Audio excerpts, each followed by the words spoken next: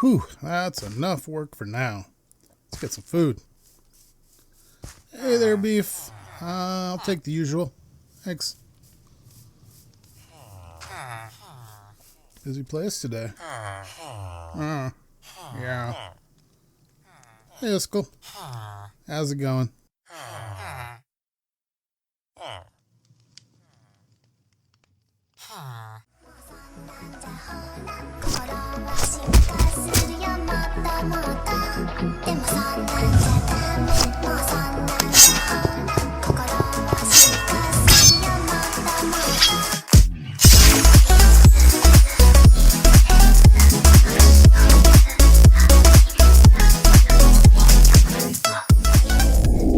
Hello everybody, I am back, and guess what? I've got my audio working, sounds are here, you guys have to hear me again. Sorry about that. Anyway, so I'm here at the gold farm, gotta repair my pickaxe before I get into too much today, I don't want to break it. And this is the best place to be repairing things for me right now, so I'm gonna do that. Before we get going, I want to just talk about a couple things really quick. First of all the support and the new subscribers on the channel has been amazing. I appreciate you guys so much. And I am so thankful that you guys are just paying attention to my content. I can't describe how thankful I am for you guys. You are amazing. Also, I have sent out a little plea to arms, I guess you could call it, to just like my friends and local community, well, not my local community, my friends, some family, and some Discord groups that I follow to kind of be like, hey, I'm doing this, come check it out. So hopefully we're going to see some good growth here in the coming weeks, and the channel can grow and our community can grow, and I can have a ton more Minecraft to watch. You guys probably all saw the musical episodes. I have Elytra. I actually have like 5 now. There was like 5 hours of footage for me in the end, and I had to cut that down to like 7 minutes or something like that. So a lot got cut out. I'm still going to go back. I have a lot I want to do there. There's so many amazing materials to farm there. But that's also what I've been doing too, is I've gone back a little bit, got some more materials, raided some more end cities. I do have some shulkers, not that many yet though. My drop rate from those guys has not been good so far, but I've been killing them. That first trip into the end, I didn't have my bow, so it was a little tougher, the one that you guys got to see part of.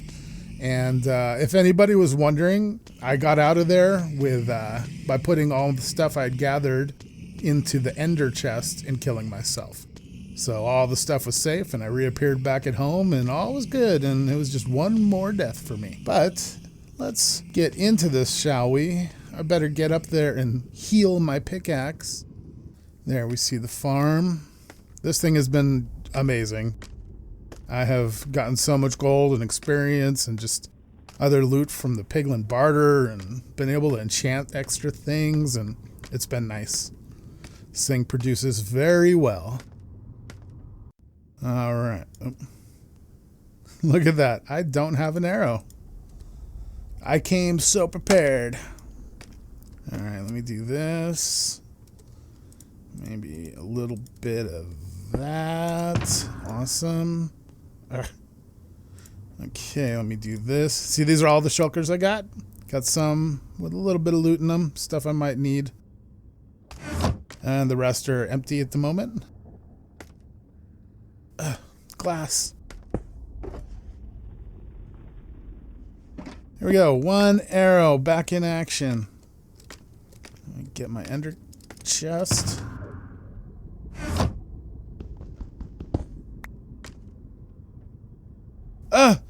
This was a fortune. That's right, I lost my silk pickaxe. Nah. Oh well. I've got more. Bam. That's right. You too? Bam. By the way, look at this. You guys can't tell, these piglins aren't as green as they should be. They're purple. Wonder what's causing that. A certain Mr. Echo. Yeah, I mean, they don't look bad, honestly. They got red eyes, too. Did they always have red eyes? I don't know. Anyway, look at these guys. They're probably angry because they're all purple. Not because I'm shooting at them. I don't need a whole lot of experience for this. So why don't we take to the first recorded flight? Dun, dun, dun, dun. Yes, I can fly. Also, I made a little remodel. Put a little gas kind of face there. Yep, super cool, I know. Oh, gotta be on the pick. Whew.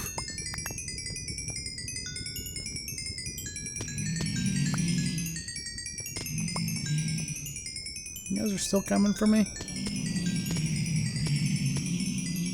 Chill, guys. It's okay.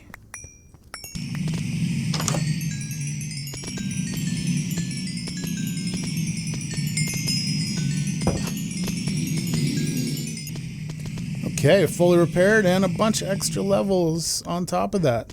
Now I've made some minor changes around here, nothing too big. You saw the ghast face, and this place is a little spikier than it used to be, so it's got that going for it. In here, not much. In here, it's got the windows now from the ghast, so I can look out into nothing. The big changes I made were up here. So first of all, the windmill, I made it orange because that's my color. And I put a couple more sails on it. It didn't need it at all, but I thought, why not? It looks a little better. I also dyed the conveyor belts orange to go with my theme. And that's all like fine and well, but not the biggest thing. The best part of this is I've added 2 new lava chutes right here. So there's a smart chute right there, and then there's another one right behind it. Both of them can be turned off with these levers. And what they're doing is, you see rotten flesh is dropping in. It's immediately getting flung through those smart chutes and into the lava and incinerated. I do not need any more rotten flesh. I've got, like, as it is, like 12 double chests full of it or something. Or no, I'm so wrong. I've got way more than that. Anyway, a lot of rotten flesh is coming in, so much so that it required 2 smart chutes to be able to pull it all before it gets past that area. So now, I feel like it's just going to be running a lot smoother. Let me get rid of this. There was my arrow! No! Okay, with everything done here, I'm going to head back to base. I'll show you what's changed around there, and then we'll get started on today's project.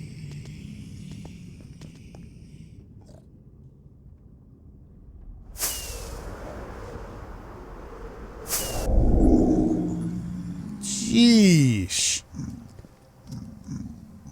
What are all you guys doing here? Ridiculous. You guys gotta go. Look at this. It's got like some kind of glowy purple spores coming out of it now. I've seen those in the end. Maybe now the end is spreading too. I don't know what's going on. This is my projects board. Really quick, I'll go through things. Slime farm, that's what we're going to do today. Industrial district, that's a big one. It's where most of my farms are going to go, like the flower shaker, which I need to do the Great Fields. The Great Fields is already started, but it's the baby field right now and not very decorated. Villager turning center, that's like the main portion of the villager area over there, which I didn't just look at properly, but that's what that will be. Hogland farm, that's like, whatever. I don't really need it, but I'll do it. So, Hogland farm, that will probably go out by the gold farm. Library, forge, apiary, apothecary. Those are all the more initial themed villager trade centers that I'm going to build over there in the village. Other 3 villager pods. You remember the wheat villager pod here that generates wheat for me that I made? Well, you can make that with also carrots, potatoes, and beetroots, and I'm going to make one for each. I'll do each one a little different. A little color palette change kind of thing, you know, nothing special. Lava power plant, that's going to be down in the lava caves, and this just be like the center point of our power and just decoration down there.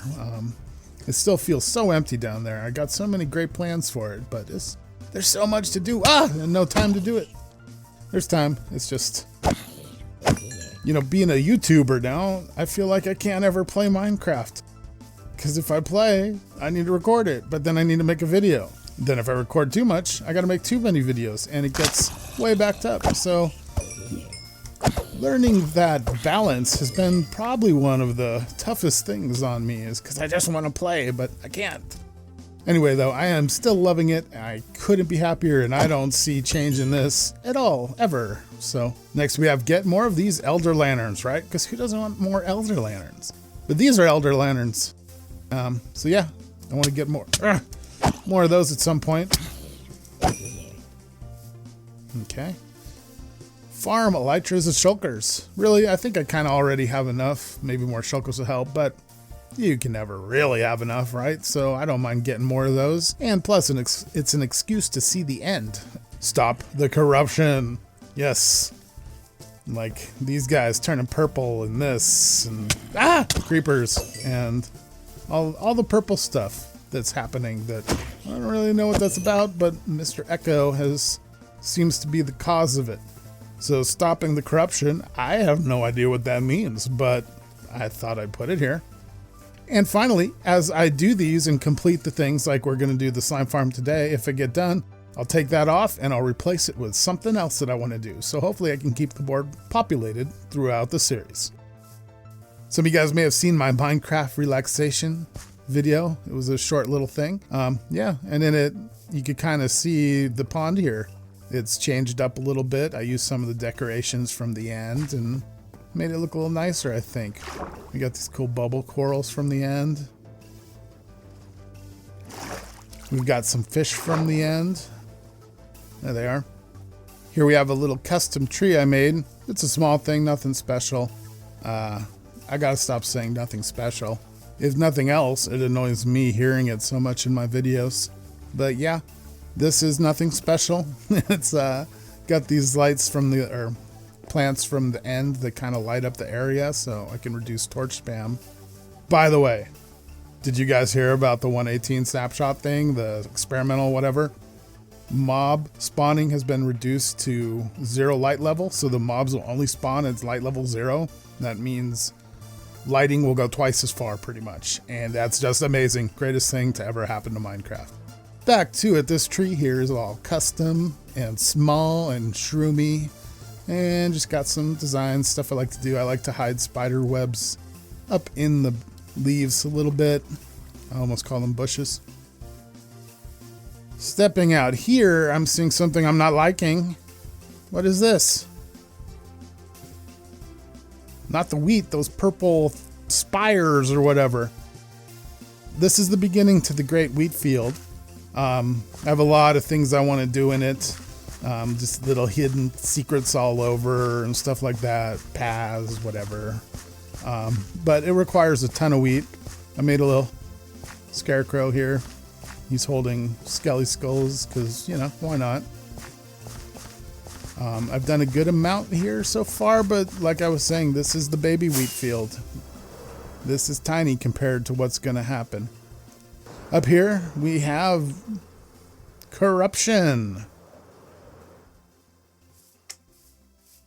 More slime crystals. I bet this lights up nice at night. But come on.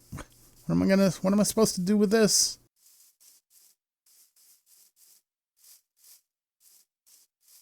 This is the big one, huh? What?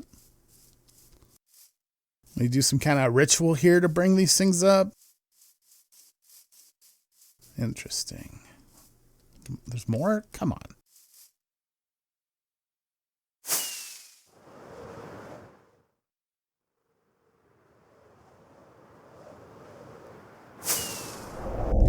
Okay, as we step down the lava cave here, you're going to see that things have changed a little bit. First off, there's 2 kitty corner spawn chunks now, and this one isn't too wide now, or too long, whatever you want to call it. So I don't know what happened. I think it's from updating mods and stuff, because I've seen some weird issues occurring out in the world that I've had to deal with. But this is no longer a slime chunk, and that was the very first slime chunk. I cordoned that thing off, and slimes definitely spawn there, but it is no longer a slime chunk. This one still is, and this one might have always been, I don't know, but it is now, and it's going to work. I like doing these kitty corner ones anyway, so this works for me. As you can see, I've made 3 spawn platforms on each side just to get a little ahead of everything, do some of the busy work. I've got the area prepped and ready to go for the whole farm. I'm going to need to put a ring of magma cubes and blue ice around this place. Now, I've used slime farms quite a bit and kind of tested things out quite a bit with them in the past. I have kind of a funky pattern I use for blue ice, but it works. It helps reduce the amount of time you're waiting for slimes, and it helps keep slimes from getting stuck on corners and stuff like that. So that's what I'm going to do. And before we get going, I just realized something else I need, so I'm going to go grab everything else that I missed, and I'll be right back. Okay, I'm back now. I've got everything I need for sure this time. Put in a little water source because I'm going to need a lot of water to do this. And let's get to placing magma, shall we?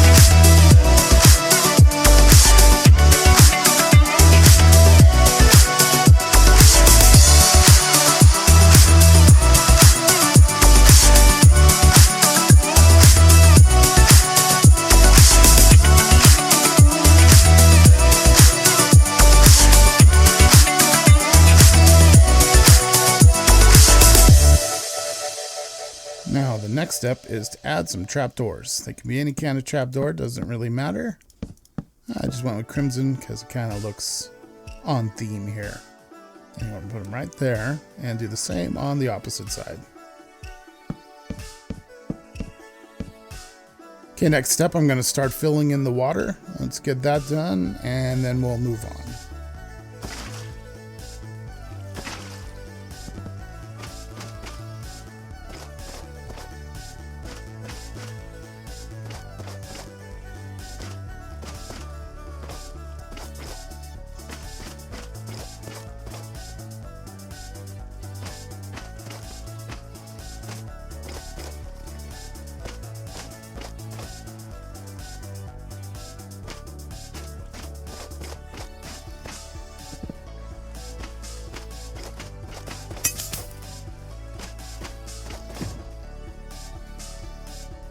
Okay, so I have it all set up and working properly, except I realized I messed up something. These gates are in the wrong place. So let me grab them really quick. Now, I had them along the bottom line, but you actually want them up here. Forgot about that. Now, this is going to block all slimes except for the smallest slimes on the other side. So they get stuck, they burn up, and they become smaller slimes. Smaller slimes can get through, but they'll die a lot quicker. And if they end up here, they're going to try to bounce out here. They're going to end up dying pretty quick. It cleans everything up. So I'm going to put that there, that there.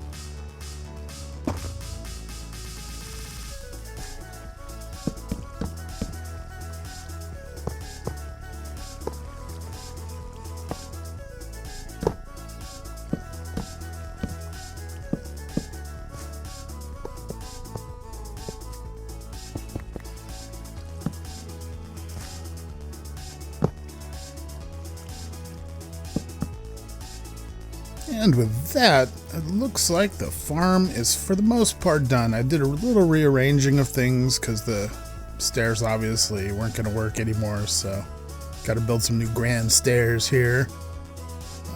Got 12 iron golems in. Probably could do it with 4 less, but I wasn't sure, and I figured I'd keep it consistent. Did a couple different pen types for different situations here. And slimes will spawn, and they'll go for those guys on the outside. So it's not done totally. Like this barrier here, slime I'm pretty sure can get out of here sometime. So I'm probably going to glass this up to the ceiling pretty soon here just to help rates. So this middle area is totally safe from spawning, and this is one of the ways in to our collection area, which I haven't completed yet. But so far you can see what we're getting. Just in a short little time. That is not bad at all. So yeah, I'm gonna hook up some more storage down here. I'm probably gonna put in a little create contraption to compact them into slime blocks just to help keep space. Because I had a similar slime farm in my own world, and after a little while you really start to accumulate too much slime. So I think that'll help break it down. And if we come out this way, you can see a little entrance there. Nothing's decorated yet. I'll make it all look pretty at some point here, but not just yet. There we have some slime spawning in. Getting beat by the golems. Working their way around. Can't get stuck on that corner. You see the items already flowing in. They're getting chewed up.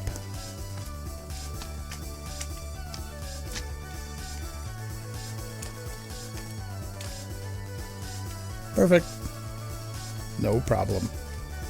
Some of it here on this first level is glassed off a little more. It's just to help keep the slime more to this area and going towards the golems. The longer they spend on the magma, the better. If they get stuck over here, it's not a problem. They'll still be burned up. It's just more efficient for them to go towards the golems. Well, I think that's going to wrap this one up. Got this slime farm in and working, and I'm happy to get this finally done since it was here since the very beginning.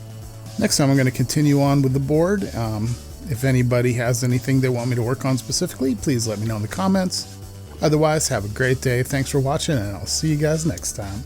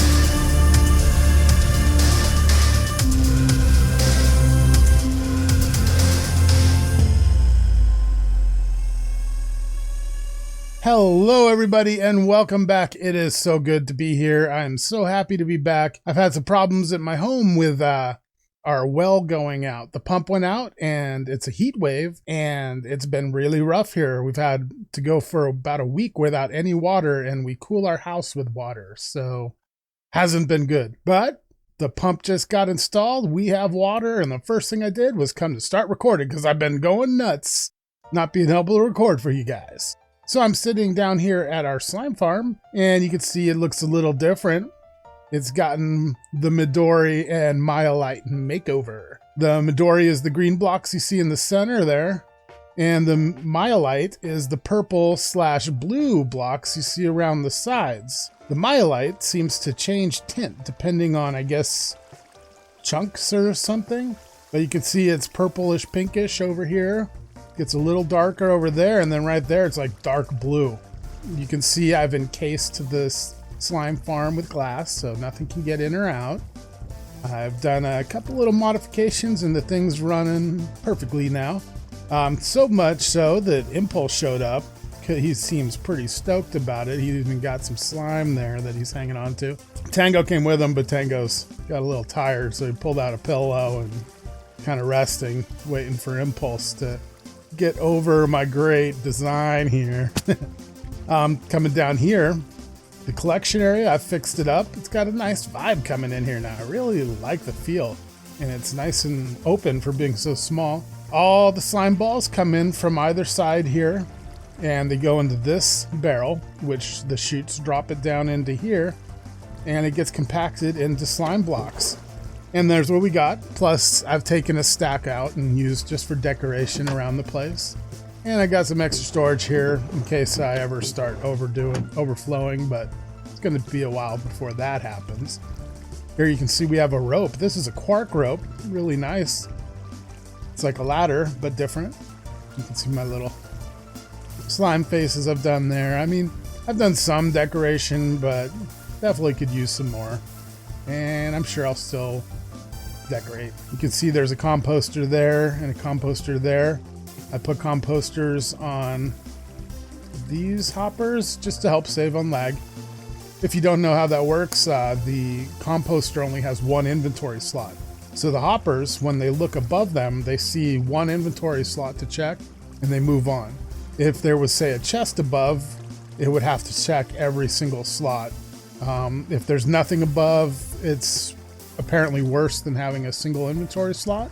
So by putting something like a furnace or the composters above the hoppers, it checks that spot quicker and moves on to its next processing. So you're freeing up some processing power. Over here, I started decorating. Here we got some kind of slime oozing out of the side of the machine. Got to make some repairs. Up here, I just wanted to make something so it's like a slime storage area. Ooh, it can spawn stuff. Didn't mean to do that. This is a compressed block of slime ready to go. We got a little bit of machinery up here, and we got spare slime over here to put onto this system. And this is like a slime compactor. That thing will come down and squish it all into one block. Perfect, right? Now up here, this is not done yet. I still have plans for this, but it's the first phase of the grand stairway down. And yeah, I'm liking it, but I'm really liking the design that I'm going to put in here. Now coming over here, there's something I wanted to show you guys. The Create mod has recently updated itself, and it added some pretty cool new things. Among them is something I think I am really going to like. And this is all we need to make it happen. Minus that. Soul sand, soul soil, either will work. But I believe what I do is I take the block and I take the plate. Yep, there we go. A peculiar bell. A decorative brass bell, placing it right above open soul fire may cause side effects. And that's exactly what we're going for. We want to see some side effects. So first of all, bam! Look at that bell. It's a pretty nice looking bell. It rings. I don't know if it interacts with villagers, actually. That would be a good test. But, yep, it's a nice looking bell. But then, we're gonna light it. It just changed to a haunted bell. Ooh. We don't need that anymore. Now, the haunted bell has a pretty neat little effect. Now watch if I right-click it. Ooh. Ghostly orb type things. Cool effect, huh? It's actually being useful. You see this? This is my overlay mod that shows light levels. And this bell shows light levels. So within its range, it's showing all of these. You can see it's stopping right here because the light from that lantern is just lighting up out to here. So this is spawnable, this is not, and it'll show me the spawnable areas. So this is a great way to check light levels, although a mechanical, clunky way, I guess you could say, if we were to compare it to just the basic light overlay mod. Now the light overlay mod is great and super easy to use and handy. I can turn it off so quick and easy, but it does cause lag, which I don't like any lag I can get rid of. And it takes 2 mods to run it, and I like to run as lean as I can on mods. So if I could get rid of those 2 mods, that'd be great.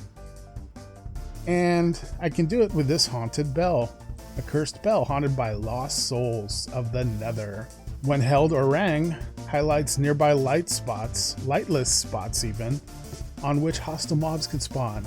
So I can just put it right here, and it'll show me that, oh look, I'm in an area that is unlit. Here's fine. Over here's not. And a cool little thing, I can run around and have a cool little particle trail following me. So yeah, that's neat, super handy. It's gonna be a little more manual to have to use it, but I think this is the way to go moving forward for my light checking needs. It's less cheaty, obviously. The mod makes it super easy. The haunted bell is more something that you can maybe even see in a vanilla game. So yeah, I think I'll work with that. So we've started on the grand stairway, but today we want to work on something a little bit different. So if I come over here to our projects board, first we can see the new stairs have taken the place of the slime farm, and I'm not going to remove those yet because they're not done. But HypnoJoe of HypnoJoe Gaming has commented and suggested one of these to build. And since he was the only one, I'll be building what he asked for. And that was the library. The library is going to be where we put all of our scribe trader villagers. So we have them all together. And it's going to be a themed, like kind of like a library. I've got an idea of what I want to do. A little basic shape. And just like usual, I'll start building and see what comes of it. The build is going to go, the build's going to go in over here. I've prepped an area. First I prepped this area and I'm like, this isn't big enough for the library that I'm thinking. So I extended the bounds of the village and prepped this area over here. So this is where the library is going to be going. This is the main front entrance here. And there's going to be an entrance over there and a little thing over there. In here you can see I've gathered some material. This is just some basic stuff I might use, I might not. I've created a bunch of different types of bookshelves.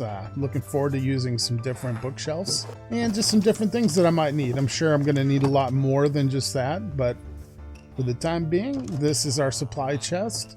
And this is where we're going to build. So I guess I've talked enough and you guys have listened to me enough. Why don't we get on this project?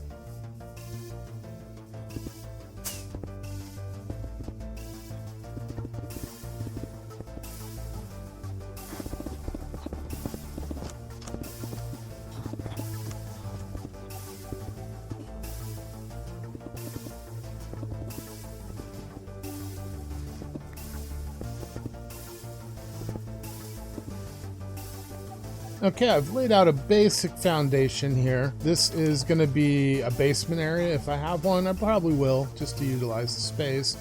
And where I'm standing here, on the top of these stairs, this is going to be the actual floor level of the library. And when I say library, it's library slash school, study hall, place where scholars and lectern readers come to study and give me good books.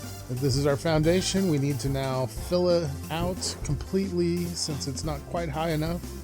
And I need to lay down the floor. So on with the next step.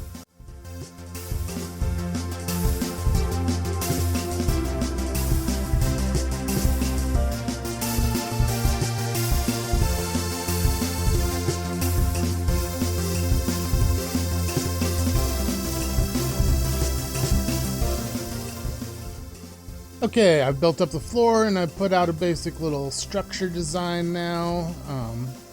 This floor is Tenene bark, which I definitely am probably pronouncing wrong, but that came from the end, the better end actually, and I thought it might make a good look. I know it's a little overwhelming at the moment being so much of it, but as I fill in the area, it's going to start to cover it all up, and I think it'll look a lot better in here. And out here, this is just going to be a little deck for people. Come and read. And then the other entrance. And so yeah, this is what I'm going with for basic frame. I'm going to have another layer. So I think I'm going to go ahead and get started on that second layer now. Let's do this, guys. Oh, wait, you know, I saw something in my bag that I had wanted to do before I got started. And before I die, while I have these 15 levels is perfect for a rune. So I figured I'd use a rune since I hadn't yet. So I'm going to take this pickaxe, combine it with this green rune, and now it's going to be a cool green energy pickaxe. Just for looks and to help separate it from the others. Yeah, looking at my hand there, you can see it's got a cool green little shine to it. So yeah, I like that. And back to what I said I was going to do. Build.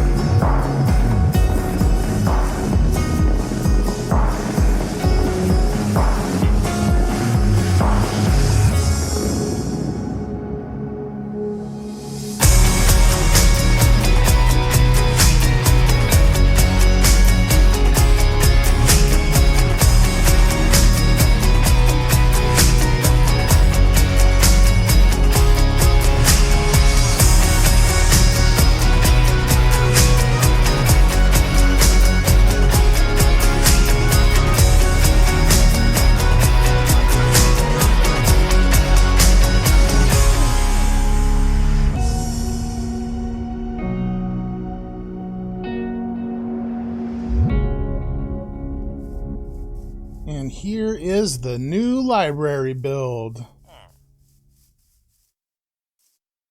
You can see sort of the front entrance here. Give it some lighting, some pillars, some decoration. I'm sure I'll still mess with it, but for now, I'm going to consider it fairly done. This is what I've done with the inside. I'll have all my guys like this, you know, and they should be able to reset their trades no problem with it like this. Just did some basic decoration around the area, trying to fill in the area, make it look a little more lived in, a little cluttered in the area. Gotta fix that, I forgot about that. These are the bottom looms. They make a really good ceiling texture, but I went back to back with them, and I don't know if that's working out too well. I might end up changing it so that it's more like this uniform. Yeah. Here's out here, a little bit of seating area for the people. Look out into the prairie where everyone spawns. You can see up atop we have a second layer of bookshelves. We can access that by going up here. And up here, a little more clutter. These books aren't used quite as much, so you know, they store some other stuff up here too when they need to get things out of the way. I put down carpet in a lot of this just to help keep spawning down, make sure nothing spawns in here. This whole area should be completely spawn proof now if I did my job right. Gotta get a master librarian for this. Let's go ahead and look out the front door, or well, the other door. And this is what you'll see. Close that. These windows are great. They're from Create Mod. Really like them. They have normal versions and panes. I opted for the pane here for a little more depth. I think I definitely need to decorate around the area more still, but for now, you know, this will work. I gotta kind of see how the town fills in before I over decorate, probably. Yeah, there's the library / study center. There's a little view of it coming in, little aerial view.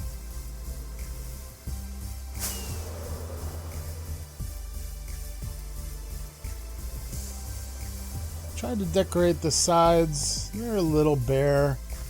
This side is my dirty little secret. Trying to hide. It's got like hardly any decoration currently. I extended the roof to kind of cover it up.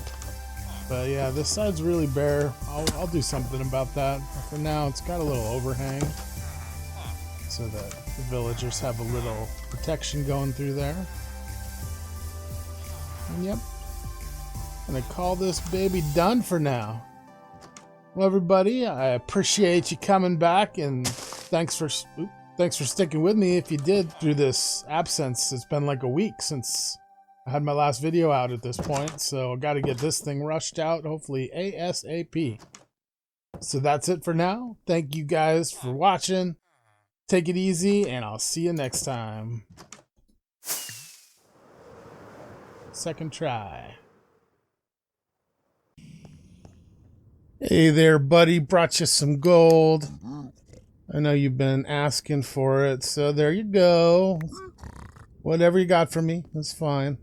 Oh, I've been trying to breed piglins. That's right. Been stuck them down here and oh. Let's not worry about them.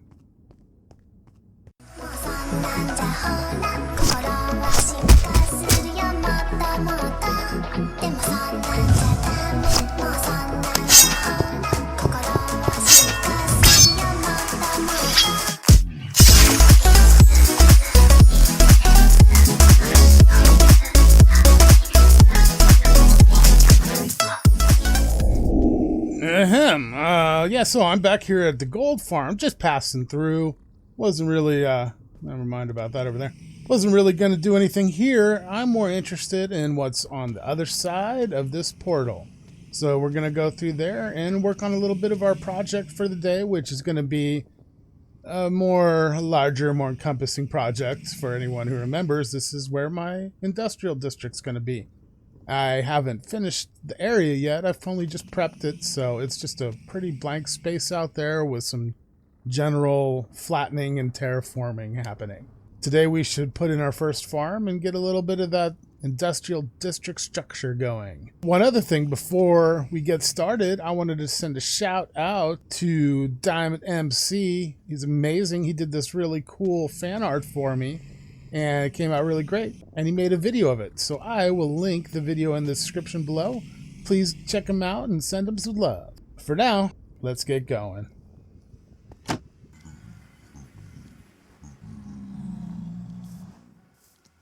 Oh boy, I really need to do something about this. What? Oh, it's a zombie. So this is where the main stairs to and from the gold farm is going to be eventually. This is the farm area down here. General layout of it. It's going to be bigger than this. Just clearing things to get a feel for it. This is just material that I've gathered while clearing. And I actually brought some stuff for today's build and the future of the area. These boxes are all items that are going to be staying out here just so that I have supplies, stuff I need for today's build and future builds. So this here is going to be about the center of the industrial district, and I'm going to put like a little control center here where I can sort of remotely control some of the goings-ons out here. But for my first farm, it's going to require a good amount of space, and I'm kind of wondering where I want to put it. I want it to be visible, so I want it to be on the same layer. I'm going to take a look around and see what's going to work best, and then I'll get back to you when we're ready to get going. Okay, so I've got a little bit of an area figured out. If you can see over there, there's those grass blocks placed. That's going to be the basic blueprint of the farm, and it's going to stretch from there all the way to these grass blocks. And there's a bunch of land mass here in the way, so I figured I'd do a quick time lapse of removing that, and I'd bring out my buddy Maya Cam to do it. I haven't really shown him in a while, so I thought I'd give him a little on-screen time here. He's in creative mode, so I can't really hurt him. Thinks he's all tough. Yep. Guess I'll give him the cam and we'll get going. There you go.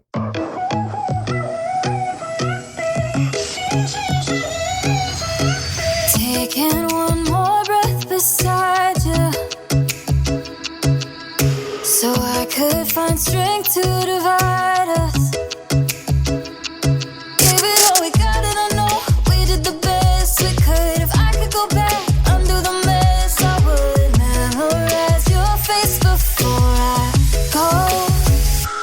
This is how we go.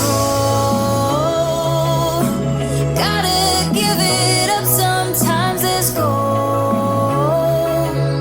And knowing when to kill your pride. There's no one to blame, nothing really stays the same. This is how we go.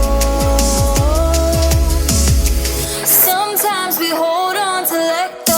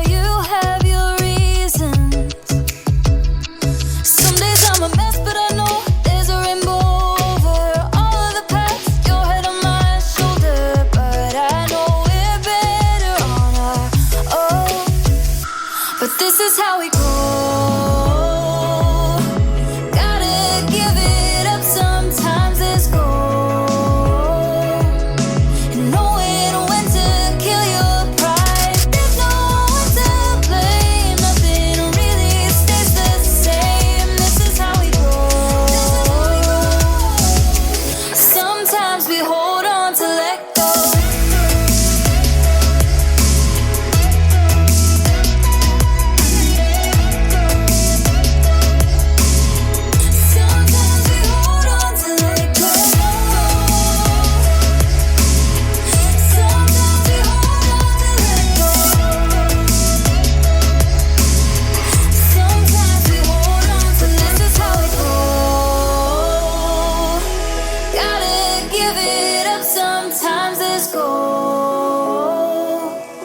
knowing when to kill your pride. There's no one to blame, nothing really stays the same. This is how we grow. This is how we grow. Sometimes we hold on to let go.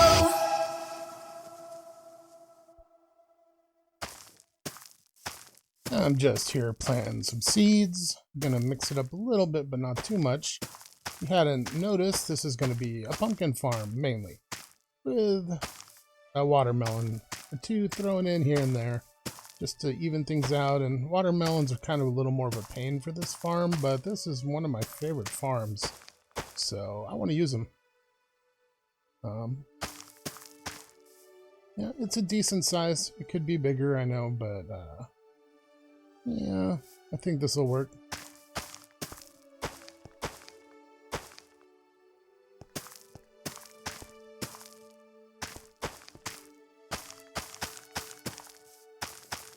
I've got a bunch of seeds. I'm going to go ahead and plant all the ones I have, and then we'll move on to the next step.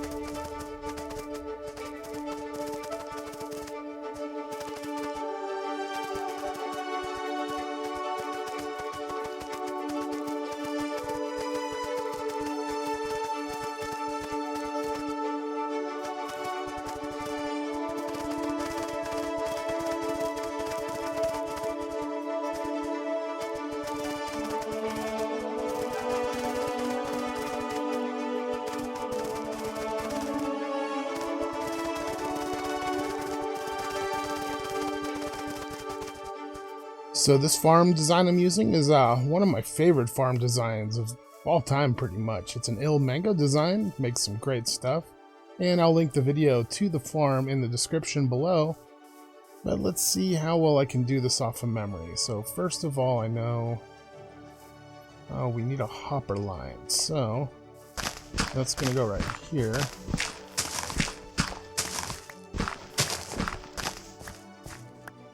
Okay.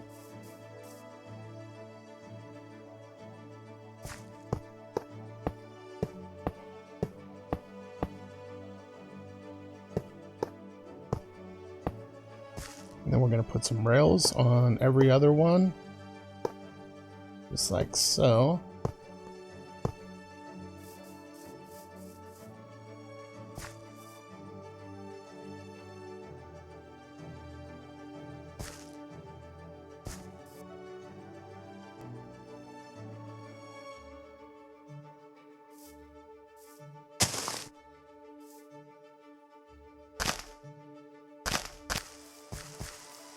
Okay, so you want to put a regular piston up there like so. You want to power it, and you see it leaves the iron bar behind. That's what you want to see. So this one is done.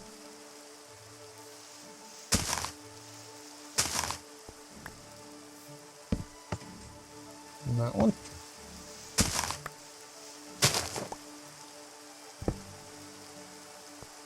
And that's what we want to see. I'm going to go through and finish up the rest, and then we'll get to the next step. Okay, now I've got that step done. I totally didn't forget to remove the rails on the rest of them and have to do it all over again. So that was lucky. Next, what we want to do is we got to connect these guys by slime. And yes, even purple slime works.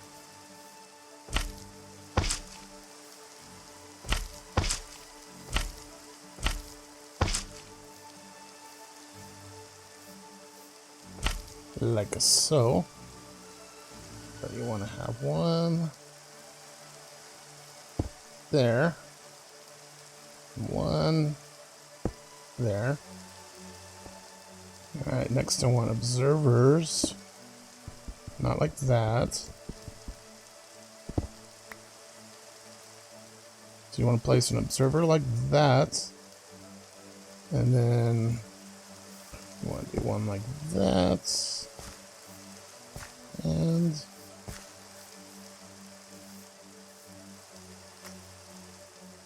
one like that. Now this is the basic flying machine, and it's pretty much done other than having the system to set it off. Now, before I do anything else and maybe accidentally set it off,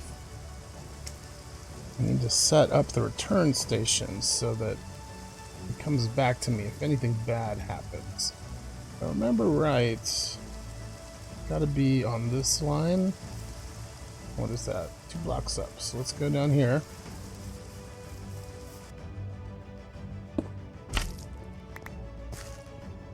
Now, if I remember right, that should be it. I sure hope I didn't mess up. Usually you have to rebuild the flying machine if you mess up, but it's a pretty simple one to build, so it wouldn't be that big of a loss. Well, my suspicions were confirmed. I forgot how to do it properly. I set this off on accident and screwed everything up and had to rebuild it, but I did so and it's back. And it should be set up properly now. One of the things I changed is the water sources. I slabbed them over so they're waterlogged water sources. The carts fell into the water sources because I forgot to do that. So now I won't have the problem anymore. I also kind of decorated with this Elder Prismarine a little bit. I want to start using some of it a little more.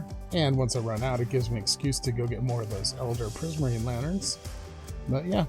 So I didn't show you guys how to set off the farm. I do it a little bit different than El Mango's. He uses a hopper timer switch, which is amazing, but I don't really need all that. I have a different method. So what I do is you have these, oh, forgot a block right there. So you have this block, and that block right there being important.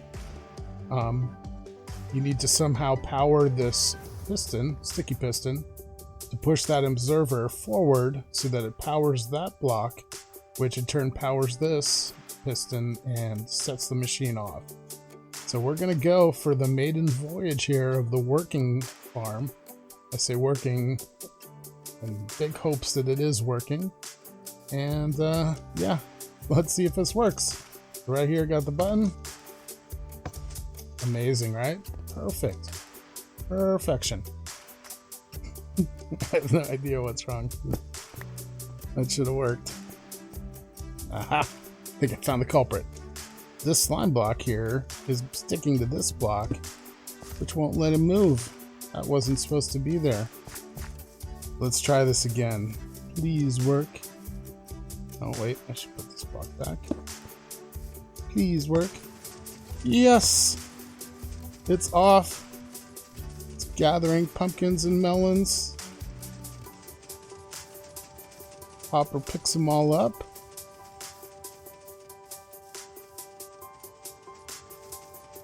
The jack-o'-lanterns are lights. The slime blocks won't interact with jack-o'-lanterns, so it's a decent light source to use for these.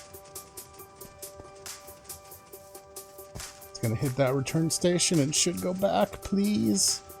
Aw, yeah, look at that. Anything that's grown since it's gone out will be picked up on the way back.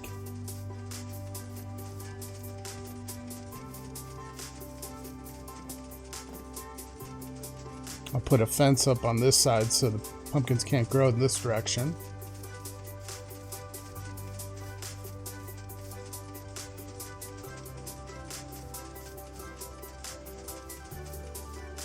And into its bay. Awesome. I love it. And so now all the pumpkins and melons that were picked up are inside the hopper minecarts being passed down through the hoppers and into here. And there we go. We got 55 melons and 55 pumpkins. Not too bad for our first little bit of a haul there. This thing will produce really well, really fast, especially with the size it is. I'm going to do a little more decorating and improving just the mechanics of the farm, and I'll get back to you guys. Okay, I'm back. It looks like everything's together for now. I put the fence in to secure the pumpkins and melons on the inside of the farm so they don't grow on the outside. I've also built a little bit of a enclosure for this side. It still needs a little work, but it's a basic shape. And you can see here, that kind of thing. Sort of like a lean-to structure, I guess you could say. And we don't have anything in here right now. I went ahead and let them grow. Pretty much it's all grown, I think. There's going to be some slots that don't fill in just because of the patterns of the growing and stuff. But I think this is going to be a full charge here. So before we go, I want to do one quick full harvest and see what we get out of it. So let's do this.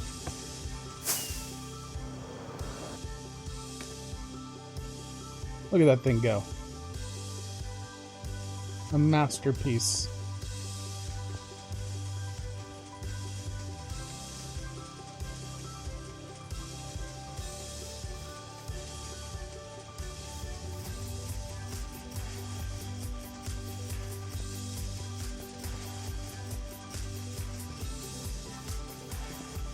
A few things have regrown on the way back. Not too bad. Okay, the results are in. I'm a little surprised by what we got, considering how many more pumpkins than melons there are here, but check this out. Got 4 and about a half stack, more than a half a stack of each. So it looks like this farm is going to be fairly balanced, which that's pretty cool. Well, I guess that's going to be it for today from the site of my new industrial district. This is Maya, signing off. Hey there, everybody. So, the video's not over just yet, it turns out. Last night after I finished recording, I was thinking to myself about the build, and I really like it. It's a great pumpkin farm, it's what I need, and it's going to be very useful. But it felt like the video and the build needed something a little more, so I came back last night, I touched up some things down there, I made that end a little better. I put a bit of an overhang on it. I fixed up the fencing around the area so that nothing will be falling in here, screwing up the farmland. But I also built something else just to bring the theming together. There it is. I made a mean-looking pumpkin jack-o'-lantern up there on the hill. I really like it. I think it brings the build together. Gives it a bit of creativity to it and something nicer to look at. And yeah, I think I might do something like this around the outskirts for all the different builds maybe, or just something so it's decorated and industrial out here. It's a pumpkin, so I tried to make it like a little bit awkward shaped, but really a pumpkin needs to be bigger to have full detail of a pumpkin. So in general, I think it came out okay. Here's the stem up top. It's got a little bit of leaf on it. Yeah, a little swirly pumpkin stem, like you would see. There it is, my pumpkin. Hope you guys like it, and I really think it brings the build together, and this time for real. See you later, guys.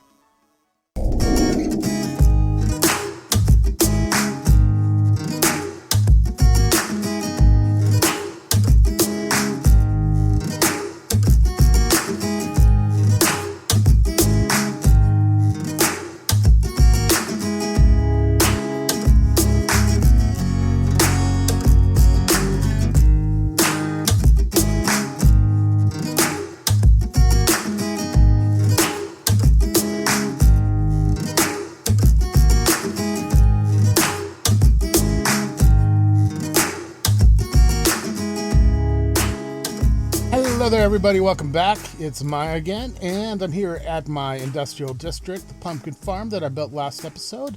And someone has brought the rain, it appears, which is great for the field and the pumpkins and getting grass spread everywhere now, which is just wonderful. But who is this magic person, you may ask? False symmetry. Look at her there. She just floated in and she's been casting her spells and making the place look amazing. Thank you so much, False. You're the best. Hey there, everybody. Future Maya stopping in. Just wanted to let you guys know a little something. My videos have been slightly delayed again. I am very sorry for that. This time, it was again out of my hands.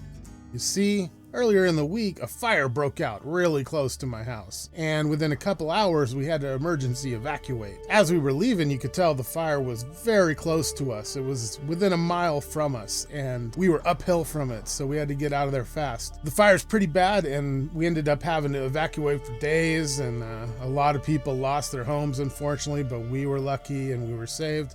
The fire did come very close to us, but we still have our home, so yes, thankful for that.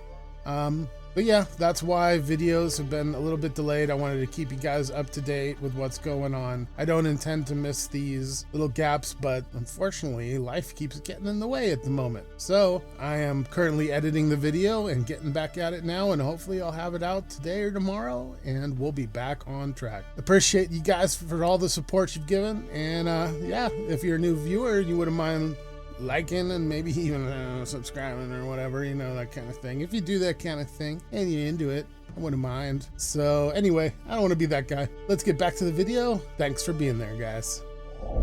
So today what we're gonna do is work a little bit more out here on the industrial district, put some more farms in, the iron farms to be precise.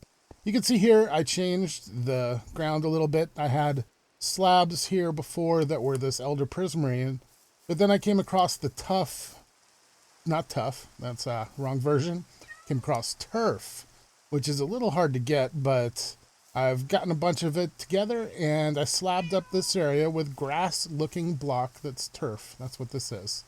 So I kind of filled it in here just to make it look a little greener overall. And for the very observative, they may have noticed this elder prismarine in the last video changes color. I'm not sure if it's a random thing, or I don't think it's due to the day cycle, because, oh, look, it's turning kind of purple or pinkish. Yeah, so somehow this stuff turns color. Really like it.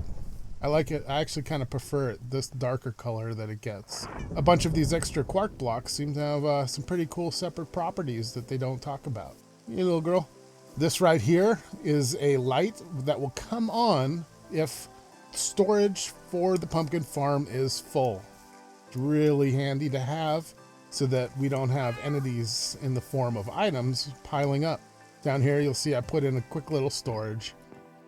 This is not anything special, and I know I don't like to say that, but it really isn't. But you can see back here what I got going on. The hoppers going into the hoppers, into the chests. I've got composters up here above as many of the hoppers as I could fit them in. It didn't work on all of them just because it's so close to the surface. So yeah, this is what we've got so far. Besides what I've used, I used obviously some in here. And yeah, so when that entire storage down there fills up, this light will come on warning me that it's full. I like to put this on as many of the farms as I can. It's a really easy circuit. See, all we do is, this is the final hopper here in our little bit of a hopper line. And when this one's full, the whole system's full. It can still back up a little more into hoppers, but that's no big deal. So what this comparator reads is this hopper being full, and it's getting compared to this side here. This redstone block gives out a maximum strength signal, so this redstone is going in at max strength. So it has to get a maximum strength signal from here to put the redstone signal out this way. And it goes into this repeater just so it can power this block. That's so I can have a slab over it. What's next? Oh yeah, over here. This is the central control station. It doesn't do a whole lot just yet. We have the redstone torches up there for the sending of the wireless signals to the farms, which is cool because in the past I've always ran wired redstone when I've done a similar idea where I have a control center like this. Having Create Mod have wireless redstone in the form of these redstone links is just so handy, and I want to take advantage of it whenever I can, just so I don't have to do big redstone lines, because it's a nice break from that. So what this does is I click this little button, sends a signal over there, and sends off the pumpkin farm. So I can be AFK in here and then stop in every once in a while, hit the button, send the machine on its way, and then back about my business. This is just a little control chair I put in. Here we have some things I think I may need. I got a barrel under there with stuff, furnace, smoker, and blast furnace. Got the anvil and the tinker anvil. I got a bed to sleep in. I got a crafting table down there, my ender chest, and room for more expansion if needed.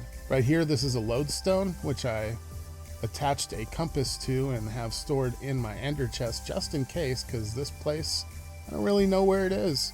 And if I do get lost, I don't want to get permanently lost. So yeah, I can get back to this if I need to. This lodestone I actually got back in that Piglin Bastion that I raided, but I think the footage may have got edited out. I'm not sure. I don't really remember seeing it. I know I didn't talk about it before, but yeah. Over here, a little bit of the map going. You can see what we have. There's the pumpkin farm. There we are in the middle. And we got this kind of perimeter here we're working with, to start with anyway. Up here, we have a villager hut I put together. Just a little hallway with a divider, beds on one side that I can bring villagers in and take them out when I'm ready. And over here is where we're going to do our build today. I'm going to put 2 iron farms in here. And I got a cool little design I want to show you guys. This is an iron farm I came up with way back now, but it's a really fun design and I never really used it. And I think it'll be a cool, just different way to do an iron farm that maybe people haven't seen before. Okay, we're up here at the top of the future iron farm, looking down on the industrial district, and we're going to get started with this build. So first off, we're going to place a block right here. We can do it without falling. And yeah, I got it. So there's our center block. We do that, and we do that. So we got 5 obsidian. And then I'm going to need a temporary block right there. Now that's just to place that. We can get rid of that and then go bam, bam, bam, bam, oops, bam. Okay, then we're going to take another temporary block, go right there, and right there, and right there. Going off of memory here, so hoping I get this all right. Then we do that. And we go over there. Oh, wow, made it. Awesome. Then bam and bam. And then we want to take some more obsidian and go 1, 2. Okay. And let's go ahead and get rid of this. Next, we're going to take a sticky piston and put it just like that. All right. Put that there. And then we need to come over here.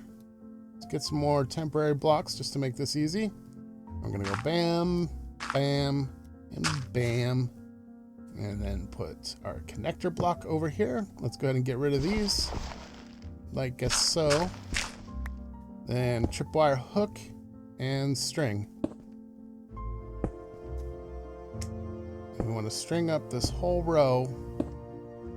And then we're going to take some redstone and do just like that. And we also want to take some slabs and make sure nothing else can spawn up on this spawnable area. Like that. So I believe this system is now done. What this is our iron golem spawning area. So the golems will spawn on one of these 5 obsidian blocks, and as soon as they do, they get launched out. Whew. But now we need to make this a little more functional. So why don't we start coming off this way? Let's go about there. Okay, so here we are back at the top of the farm. I'm going to take some glass and just put it there, there, there, there, and there. 1, 2, 3, 4, 5. Yep, 5 blocks down. And, you know, I'm going to go one more so I can place soul sand. And then I'm just going to go ahead and do this. Like so. And like so. And then we want to build these up. This one actually doesn't get built up this far. Let's take this back down a little bit. Okay, so this is going to be our little bubble Vader area. or the zombie to keep him bouncing up and down so that he loses line of sight with the villagers and they can sleep from time to time as needed. So we're gonna put that in there. You can see it bounces now. And we want to put a slab right there to make it just a little bit higher so he barely peeks over. And take that glass again and go 1, 2, and 3. Okay. And then we want to make this actually a 3x3, so 9 blocks. Just like that. We've got some beds here. We want to put them in these slots, like so. And I want to take these blocks and cover the bed. This is 2 blocks above the bed, so now I can't just walk in there. What this does is the villagers will be able to sleep in the beds, but when they pop out, they'll pop out onto these 3 squares here. So they'll be in view of the zombie. Now let's go ahead and fill this in. You don't have to do this, but I'm going to go ahead and encase them. You can leave them wide open if you want, and they're not going to go anywhere. They will stay up here and not fall off. But I like that security. Okay, so I'm pretty sure this is going to work no problem. I'm going to toss the zombie in here first. The only questionable thing is this turn. I don't know for sure that that's going to work. I might have to drop in here on him and push him in, but once he's in here, I mean, he's enclosed. So let's go get our zombie that I caught. I'm going to need one more for the other farm, but I was able to grab this guy earlier, so I went ahead and grabbed him and locked him up. As you can see, he's got the carved pumpkin head. That will keep him from getting sunburned, but also does not take damage like all the other hats do, so they won't break eventually in the sun. Okay, now that we've got Glenn here in his cage, let's go ahead and put that slab back, and we want to cover up the top here so that when villagers get in here, they can't get into him. They can only go into this area and on their bed, of course.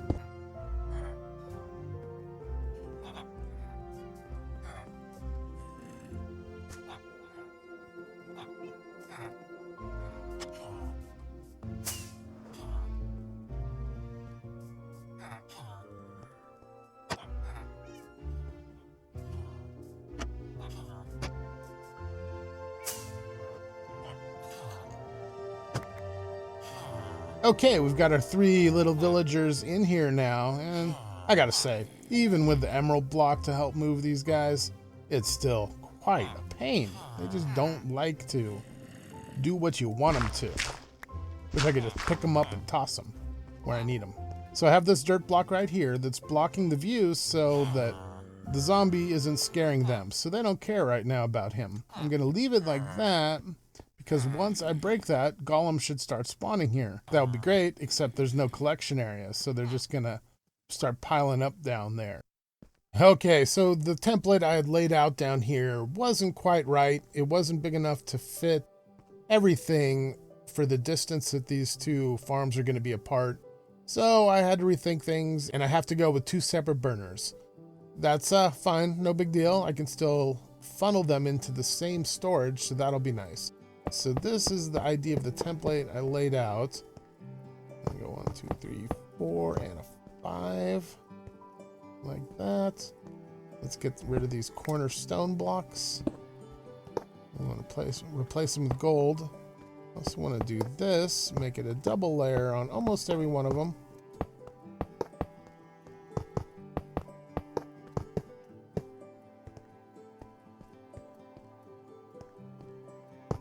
Actually, it needs to be like this. All right, one more. Yep. It's a little big burner, but it's a wide platform, so it needs to be bigger to catch them all. So then we're going to put some glass in here. And then we want a second layer to wrap around the whole thing. So we're going to walk this glass the whole way around.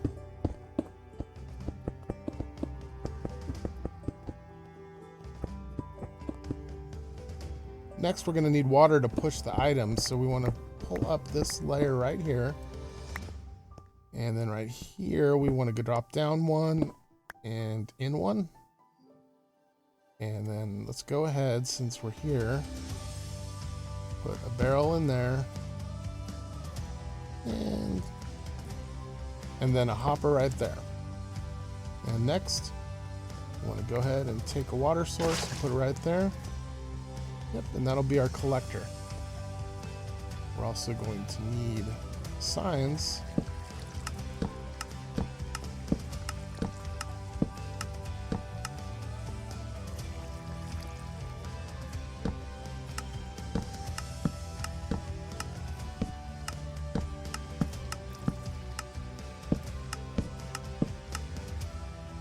I just noticed something I did wrong.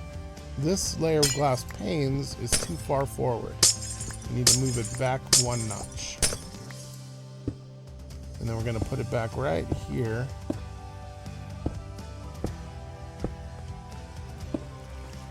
Just like that. Next, we're going to put the water sources in along the back wall.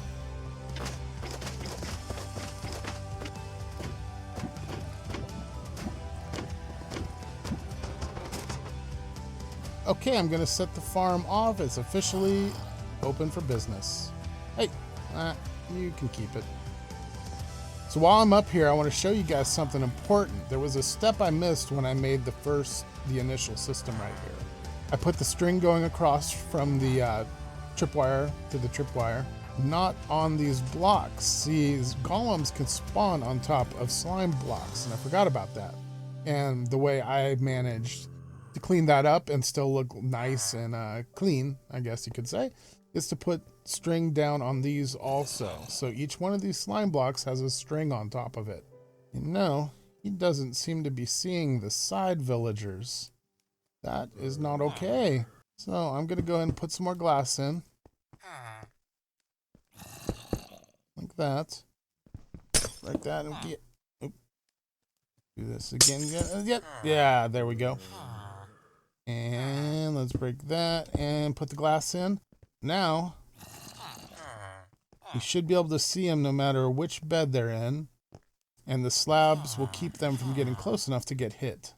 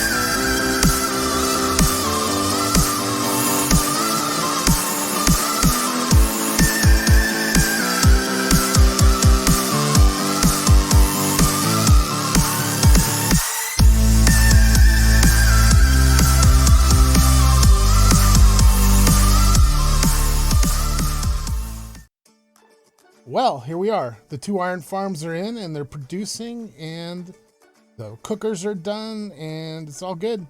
Decorations, I don't really know exactly what I want to do decoration wise with this yet. Need to think about it for a little while, get inspired by something, but I'll figure that out. But here you can see we have the 2 farms and the cooker below. And since we've been here, it hasn't been that long since we've been building all this. I think about an hour or so. Not even that since the farms have been active though. But this is what we've got so far. Not too bad. It's coming in. Oh yeah, you guys saw I made this little collection area. I haven't put in the light just yet to tell when it's full, so I'll do that right after I'm done talking to you guys here. But yeah, everything seems good. Now I have a reason to actually AFK out here, because I'm producing something. More farms to come, plenty more. I got tons of stuff to put in out here. But yeah, these ones were a little more involved as far as building the scaffolding. They're actually pretty small and simple farms when it comes down to it though. But for now guys, that's gonna be it. I'll go ahead and put in that light like I said, so we can tell when the collection's full. And I'll see you guys next time. Thanks for coming. Take it easy.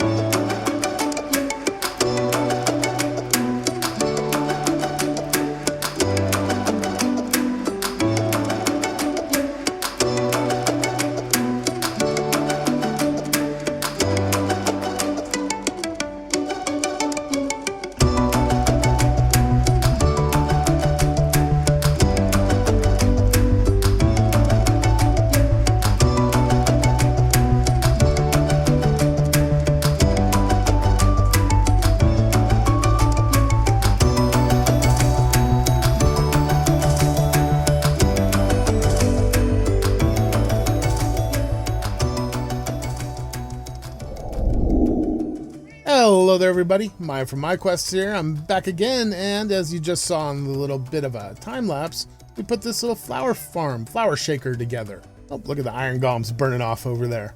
It has one main purpose for me. And sure, getting the flowers are great. I can use them for dye and then bone meal and all that, but I'm after the seeds. The seeds are what I need to help create my great wheat field.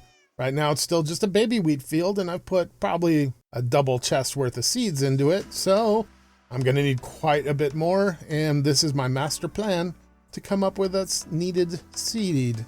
So yeah, it's a pretty basic design. It pushes this platform back and forth. I got a dispenser under here, bone mealing up, and as it shakes, it will break off everything that the bone meal has created, which is great, and I'll just be laying there and I can run around and pick it up. These blocks here are the only blocks I've found that are slabs that can give off light, so I'll probably be using a lot more of these. They come from the Better End mod. I believe they're called Neon Cactus, and yeah, this is the slab version of them, so I'm gonna have to get a lot more of that. This is where I put bone meal. Bone meal goes in there, travels through hoppers to a dispenser that's under there and fills that dispenser up. Over here you can see I've got some flowers saved up, but this is what I'm really after. Seeds. Still not nearly enough.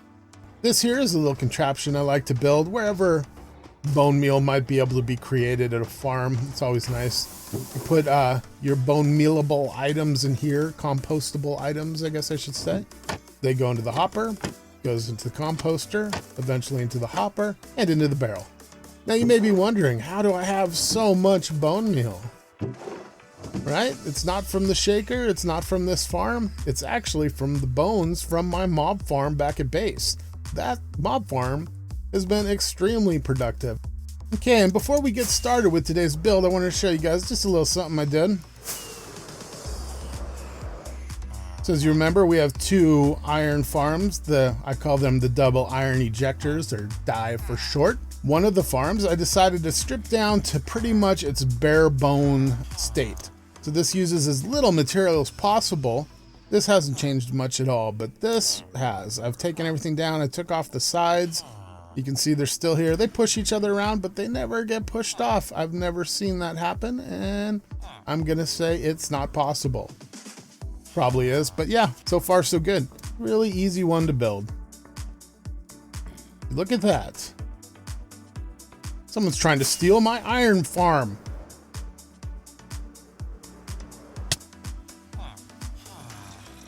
This Tango, you nut.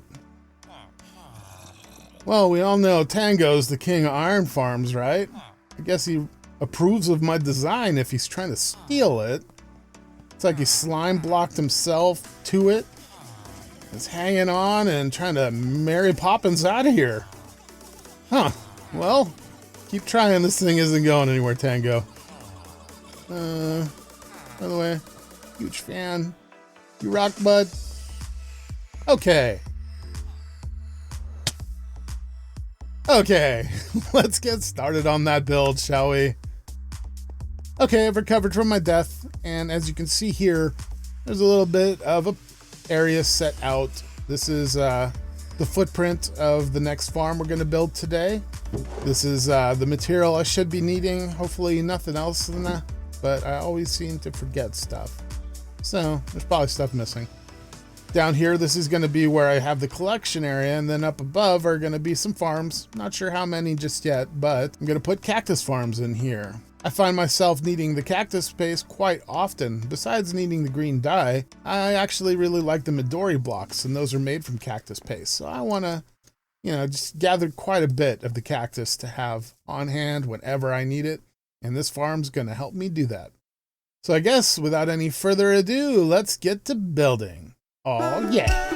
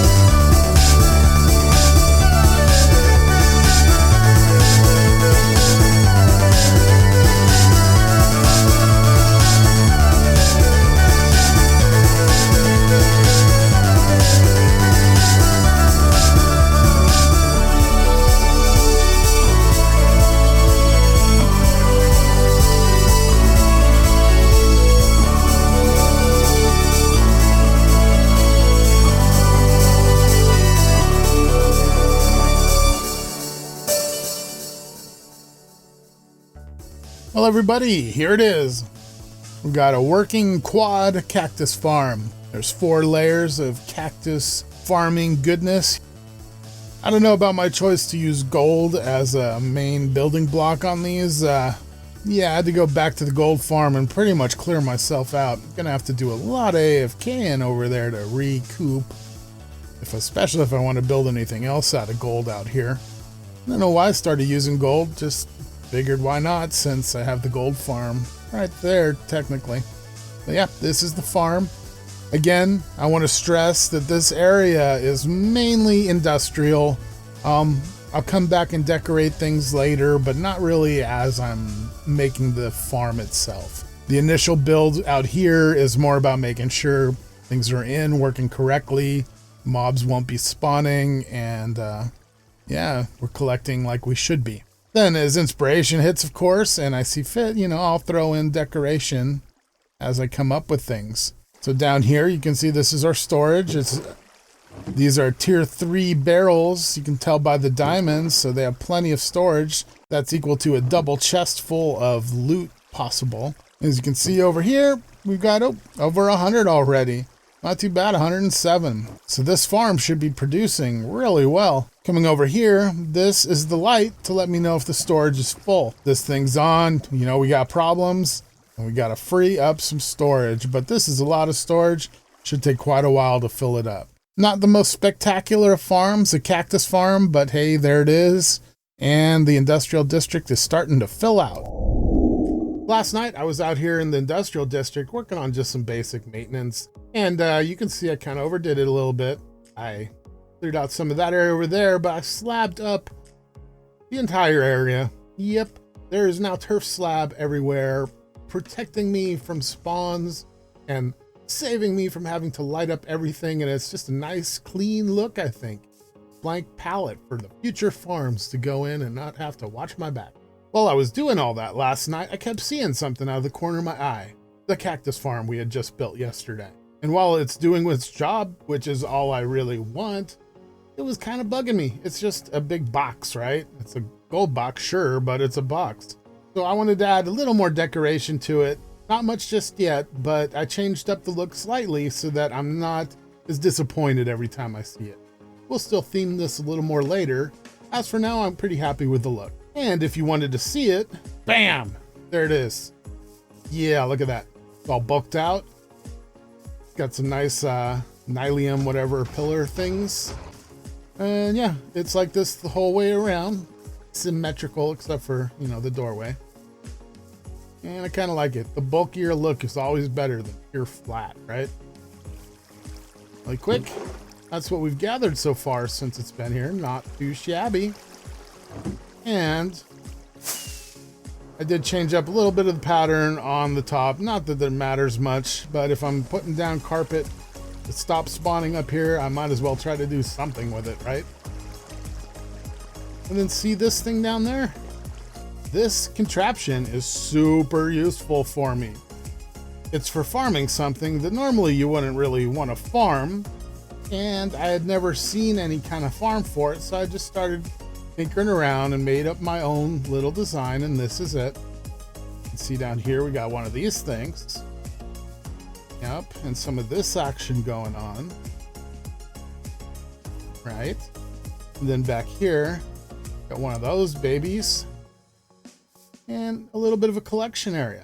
Now, I'm not going to tell you guys what this is just yet. I want to hear some guesses. What is this? What do you guys think it is? What does it do? Does it produce shears? It does not. So yeah, if anyone can tell me what this is specifically for, props to you. You're a Minecraft pro. Oh yeah, and one other thing. Hypno Joe, you can't guess because you know what this is. So, you don't count. Okay, so we're about to call the episode. But before we do, I want to do one more thing with you guys, but I can't do it here. I got to go back to home base.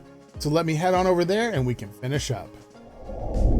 Okay, so here we are back at base and our goal wall. I've made some changes, like here we have Tango's kelp farm, redo iron farm. That's actually the iron farm over here. What I mean by that is we're going to take it out and decorate the face of the wall with decoration rather than function. And yeah, is there anything else? Creeper farm. Yeah, creeper farm out there in the industrial district. I wasn't going to do one initially, but you know, I'm probably going to need the gunpowder, so why not? But yeah, here we have all of the current possible future projects. So once again, everybody, if any of you have any suggestions for the next video, any of these projects you would like to see me work on, then leave a comment down below, let me know which it is, and I'll pick something for next time. So I guess from the site of my home base, storage base space, I'm gonna say goodbye, and yeah. Well, I've been distracted enough in this episode, so I think I'll leave that for later, maybe. But for now, everybody, hope you had a good time. Take care. I'll see y'all next time.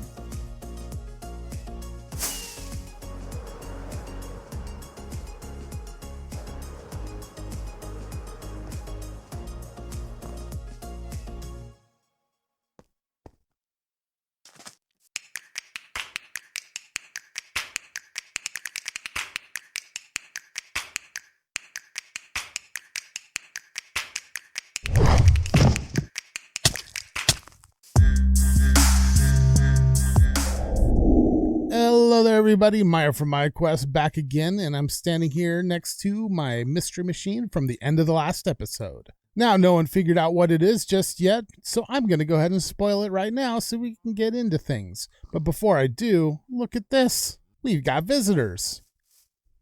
It's Doc. He's using some kind of crazy tech machine here, probably trying to scan the machine to figure out what it is. Knowing him, he probably knew what it was before I even thought of it. Then coming up here, the Redstone Master, Mumbo Jumbo himself, has flown in, I guess on a little drone thing. He's trying to get his own little view of my machine, and I think he probably knows what it is too. And for the big reveal on what this amazing farm does, look at this. There's bone meal in this dispenser. I didn't show that last time. So the bone meal must bone meal this grass block. What grows in grass? Flowers and grass, right? And we got shears. Well, shears on grass will get you the grass. On flowers, no big deal. So now if I turn this windmill on up here, we get the power going and the machine starts up. And then to kick the machine off, we take one bone meal and bone meal that grass. Oh yeah. And you can see down here. There we go. We got grass coming in and some flowers. That grass is how you make turf. And as you guys know, I've been using a lot of turf and probably plan on using a lot more. This is how I've been able to do it recently. This machine is pretty loud though, so let's go ahead and turn it off and work on our first little project here. Now, if any of you happen to see that little short teaser that I released yesterday, it teased this little farm that I had come up with. I put in a little bit of a base structure here just to get a jump on things so we don't spend too much time working on this, because I want to get back to the main base and work on something else.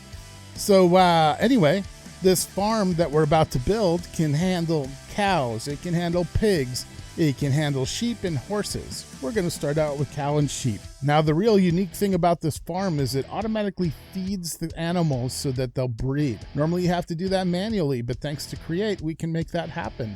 Okay, I had to go and sleep really quick because I had some phantoms after me, but this barrel is for our build. Inside, you can see it's got pretty much everything I'm going to need to make this come together. So this is a bit of our glass shell. It's not completely done, but in here is where the breeding animals will be.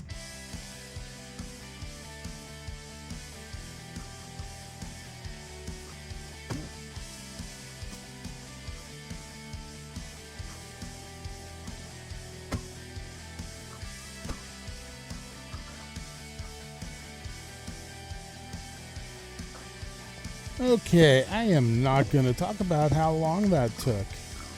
But now they're all in their little cell, and we can move on to the next step finally. But they look happy, don't they? Oh yeah, they do. So the next step is to add a little enclosed area here for the babies so they can grow up in a nice, peaceful environment. One that's free from the worry of the problems of the outside world, creepers, stray skeletal arrows, and all of that, and they can just be happy in here. Okay, so I need to choose a spot where the feeder can try to feed them. And it looks like these 2 blocks are my best option, and I'm probably going to go with that one right there. There we go. That one's set up. I did have to go back to grab a couple more hoppers because I forgot that I needed something to pour into these deployers. So there we go. Now let's go ahead and get this side set up. And there we go. That system is set up. Now for the power.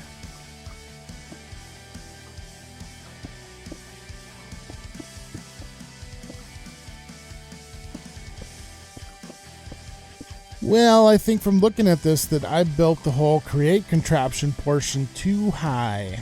I think it needs to be 1 block lower, just for max efficiency and all. So I'm going to rebuild that really quick, and then we'll see what we're looking at. All right, we are back in action. The machine is running, breeding is occurring, and eventually these babies will grow up, be caught in there, and have fun. Here you can see the little babies don't get caught in the water, but when they grow up, they're tall enough to get caught. So there we have it. This machine can just run. I'm going to need to fill it up with wheat and carrots from time to time. I need to get a better source of carrots, that's for sure, because right now I don't have a good farm producing that. The wheat came from that villager wheat pod that I made a while back, so that's been producing very well. I think it's about time to make a carrot version of that. Hey everybody, so I ended up having to take a break after the last clip, and now it's a new day for me. Overnight, something pretty amazing happened. My subscriber count jumped up, and now I'm at 53 subs. That's so incredible.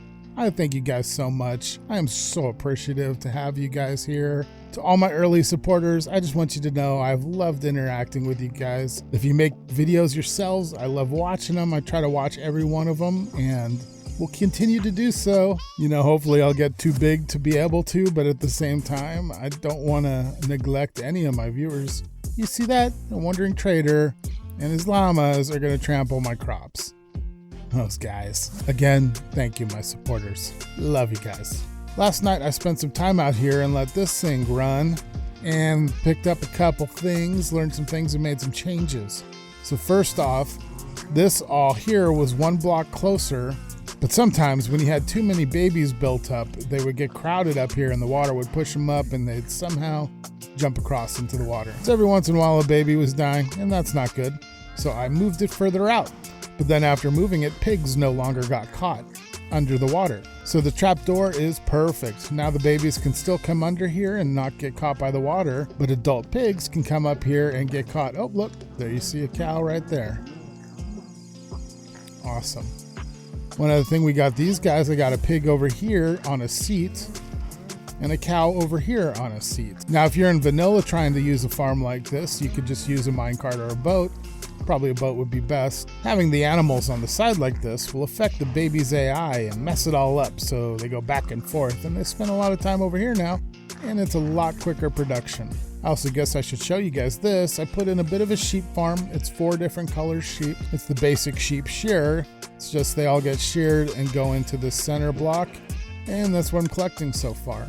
One other thing, these dispensers will eventually run out of shears and will need to be refilled. And maybe I don't have my elytra on me. If that's the case, I can just come over here, hit this little ejector pad, and you'll see it puts me right in the middle. And I can fix the dispenser, and then right here I've got a little bit of a ladder I can pop out, and it's all good to go. So that does it for the updates out here. Let's go ahead and head back to the main base and see what we can get into out there. We are back here at Storage Base, and it is raining pretty nicely. Little dreary out, but it feels good to be back home. I brought out my cam. He's going to help film this little build, and it's just going to be the carrot villager farm pod thingamabob. It's going to be just like the wheat one we built earlier in the season, but I'm going to theme it a little differently because it's for carrots. And I'm not going to do a tutorial on this one since it is pretty much the same build, but you guys get to see a nice time lapse from third person Maya Cam. He's a better cameraman than me, so hopefully this comes out better than when I do it. Yeah. Anyway, why don't we get to building?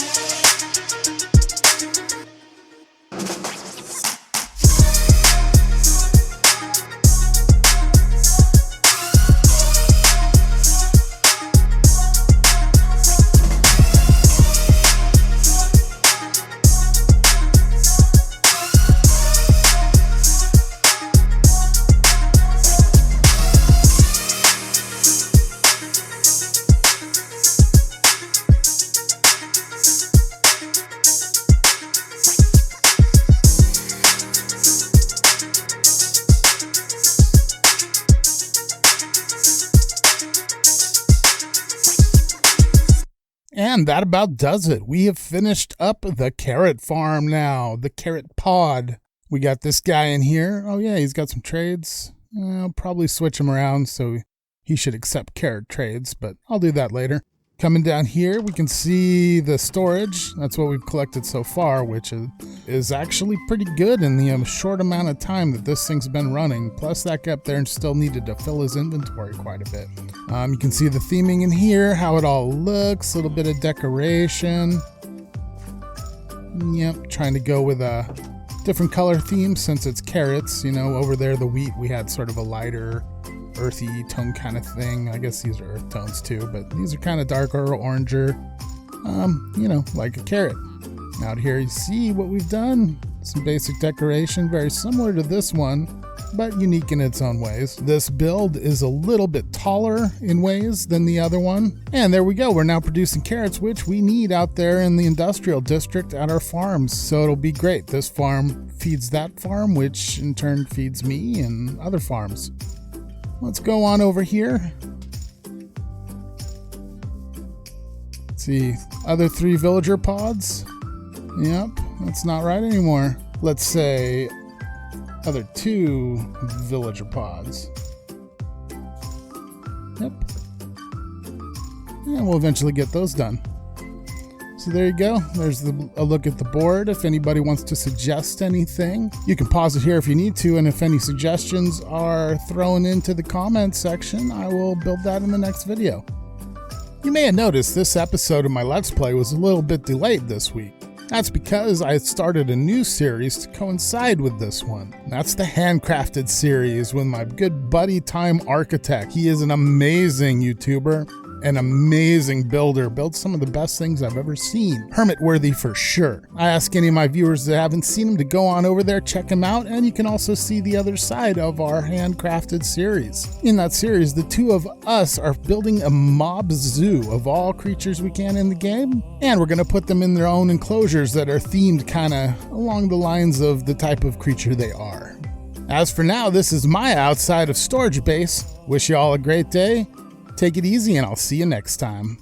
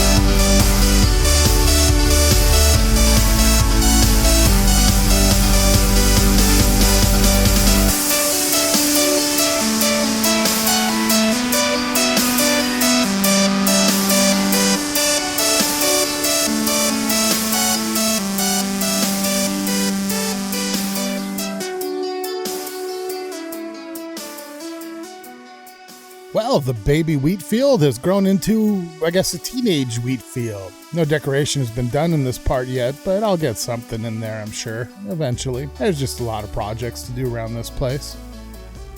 Currently in the village. I haven't been here in a while, so let's take a look at what's going on inside. Wow, place is busy. We got a master librarian. I haven't actually worked with any of these guys yet. Oh, look.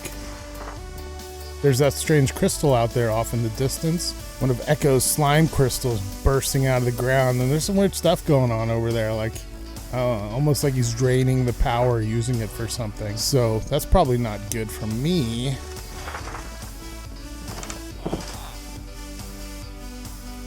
So before I take off on my next mission, I want to go check on the carrot pod here and see about how many carrots we've gathered since this thing has been up, which hasn't been all that long.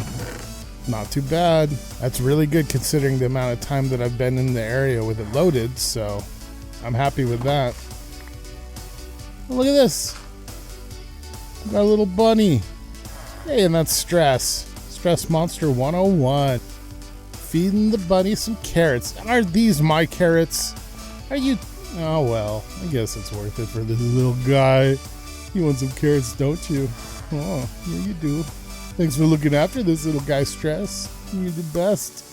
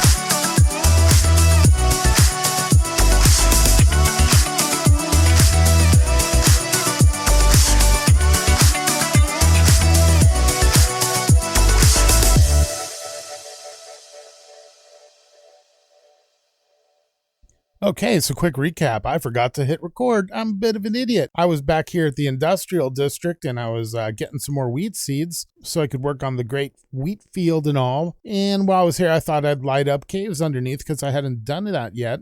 So I dug down, found a cave, started lighting it up, and then showed you guys these amazing crystals that I came across. Look at that. They have the amethyst texture. I farmed up a whole bunch of them. See, they're all sparkly. I was telling you guys all about it and how impressed with all this I was. There was a bunch more crystals that way that I farmed up, and then I came this way, lit this way up, all the way down here. And then I found this dungeon, except it's not a regular dungeon. It's a Quark dungeon. It's giant. And I was wrecking it in there. There's zombie spawners all over the place. You can see my torch spam. It was kicking butt. And a baby zombie got me. And then as I started to run back, oh, there's my stuff. So now here I am down in this amazing dungeon, grabbing my stuff. Hopefully that baby is not anywhere around anymore. Awesome, I can't pick up all my important stuff. All right, so I got my stuff. I'm back in action. Now, I had believed I'd cleared almost the whole dungeon. It's decent size. I found a good amount of spawners. And this way I had just opened up. So there's a bit more out here that I haven't cleared yet. So at least you guys haven't missed everything.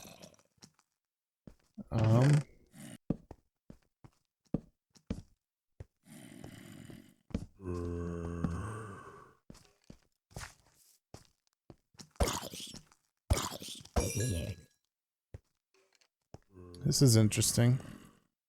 I haven't come across anything like this yet. It looks like this dungeon does keep going.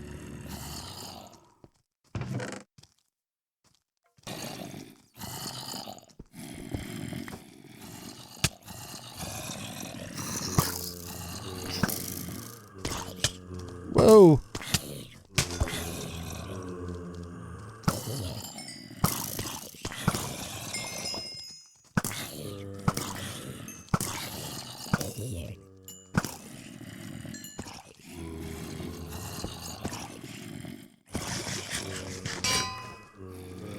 Place is dangerous. That's where they're coming from over there. Maybe.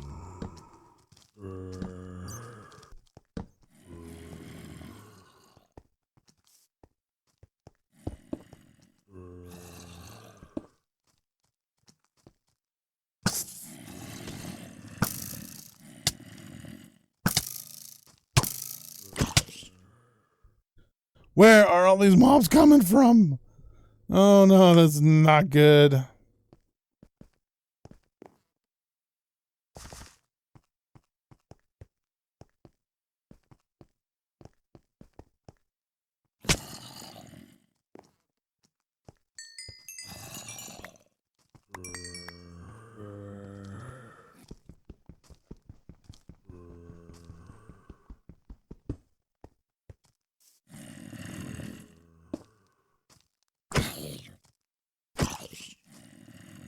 This isn't a good sight.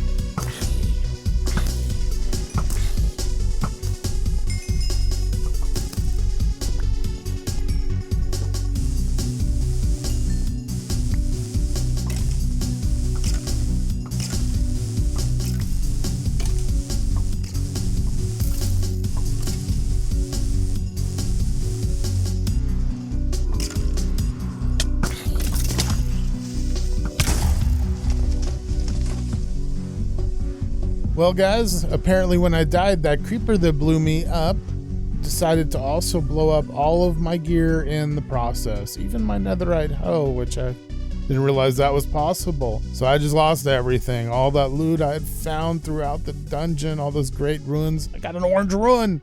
I didn't even know there was an orange ruin. But yeah, I lost everything. A shulker box full of great loot. All my gear, my weapons, my elytra, my pick. Oh, just all of it. Oh, So sad. But anyway, I'm going to take a little break. That one hurt a little bit. So from the site of my industrial district, this is Maya Quest. Signing off defeated for the day. Hello there, everybody. Maya from MyQuest here, back again. I'm at the Create Contraption workshop that I first started at, and I needed to collect some materials for today's main build. I've got everything I need for the most part, and hopefully anything I am missing can be found out at the Industrial District, because that's where the build's going to go today. As you guys can see on my hotbar, I've got new gear after last episode's loss of gear.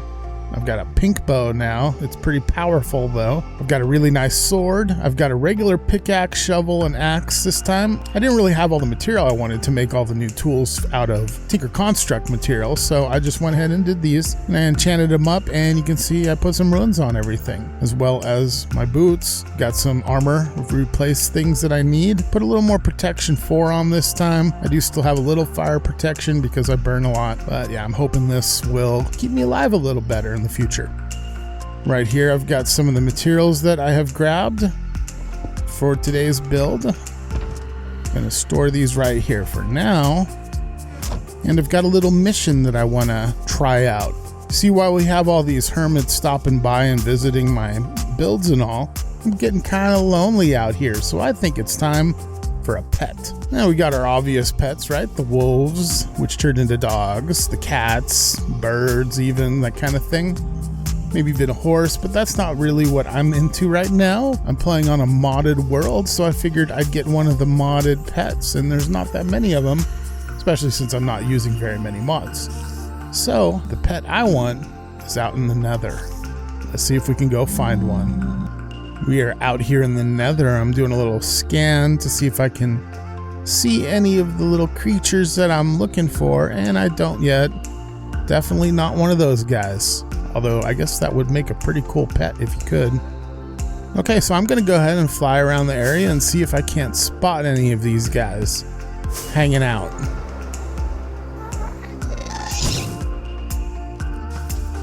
There's one right there. Okay, I barricaded myself in a little bit here so I could talk to you guys for a minute. Now, to catch these things, I think they're called fire foxes or fire hounds or something like that. But what you want to do is you want to chug a potion of fire resistance and then try to feed it coal. And if it accepts you, then great, we got a new pet, right? Now, there's one right there. I got my fire protection on so it can't burn me. And let's see if I can make him my friend. Oh, I got him. Look at this little guy. Oh, yeah, look at him. Okay, buddy, you come with me.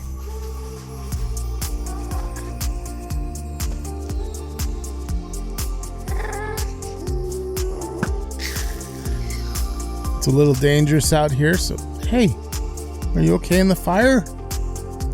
I guess so. I mean, you do spit out blue fire, so I guess you must be immune to fire. That's a cool little bonus.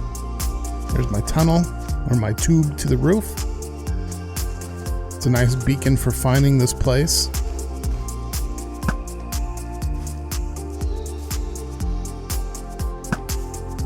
So first off, I think I'm going to name this guy. And I don't have any name tags anywhere but home base, I believe. So I'm going to go back there. Yeah, you're so cute. This guy just loves to lay down. That's so cool. Oh, one other thing, I heard that these little guys, if you sit them down on top of a furnace, it increases the furnace smelting speed. So that's really cool. And now you're with me, buddy. You gonna follow this time? Don't go back there. Come on. Come on. Okay, so it turns out I only have one name tag left to my name, and it was in my ender chest all along. So I guess we didn't have to come back here, but hey, we did. And I still need an anvil to name him. So this works out. Now, what should I name him? Doggy? Nah. I usually name my pet dogs like Tracker or Scout or something like that. But this guy's different. He's a blue fire wolf of some sort. So, I mean, he needs a cool name, right? So, what's a fitting name then for a blue fire fox wolf? Well, it's fire, so... Bubbles. Of course, right? Well, I want to just stay here and play with this little guy all day. Look, I can pet him and he burns me. But yeah, playtime later. Let's go out to the industrial district and get to work. Come on, come on, come on, come on. Come on. Oh, he's in the seat. Oh, this is going to be rough. He's always going to get caught on these seats. Poor little guy. You don't know any better. Come on out. Come on, buddy. Over here. I know it's cold out here, but hey, you're blue and your name Bubbles, so you should like it, right? Okay, buddy, you hang out here, rest for a little bit on your nice little warm bed. I'm going to plan out this build. Now, it's kind of a big one. It's going to be a circle about 30 blocks around. So kind of thinking right down there at the bottom, which would be over here.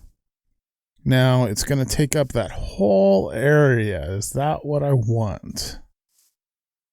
I guess I could maybe put it over there. Ooh, I'm kind of liking this. You know what? I'm going to put it over here.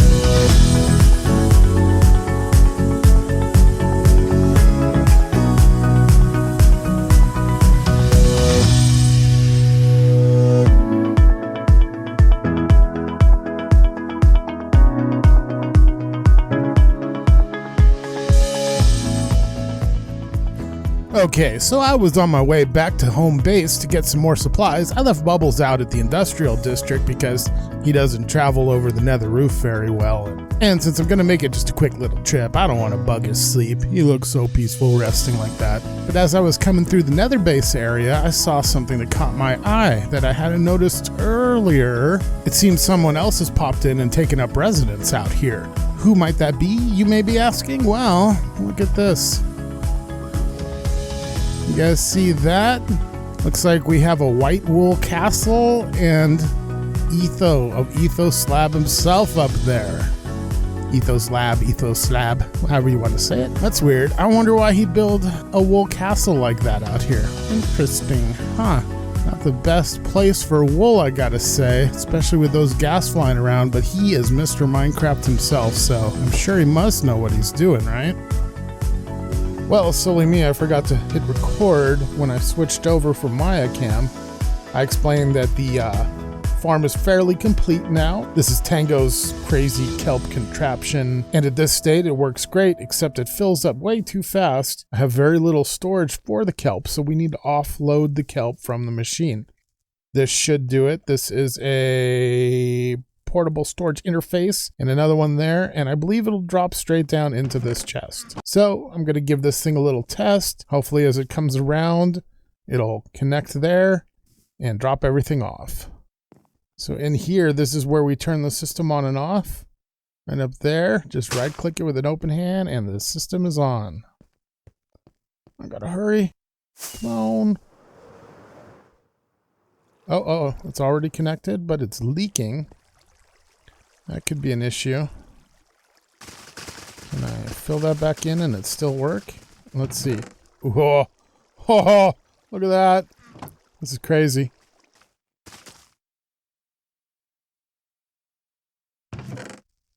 Awesome. So even though the glass is there, it will still go through, drop off the items and continue on its way, and we can have a full sealed system. So let's go ahead and turn this off before the system explodes with kelp. All right, and for the next step, I got to see if I can do the same thing, but then connect them all through one line here. I'm not positive if I can do that. And if I can, that'll be great. Make things so much nicer. There we go. Then we give it a little bit of super glue. Come on, glue it. There we go. All right, let's give this thing another test. Ooh, that's not a good sign. It seems to be working, but I don't really have enough room to check. So I believe if I break this chute, a bunch of kelp should pop out. Okay, so I went ahead, I set up the rest of the system. They're all connected. They're blocked off so water won't spill everywhere. Cleaned out some of the kelp, and now we have a nice little collection system here for the next step of our process. All right, so I have a bit of a power source set up here for our next bit of the contraption.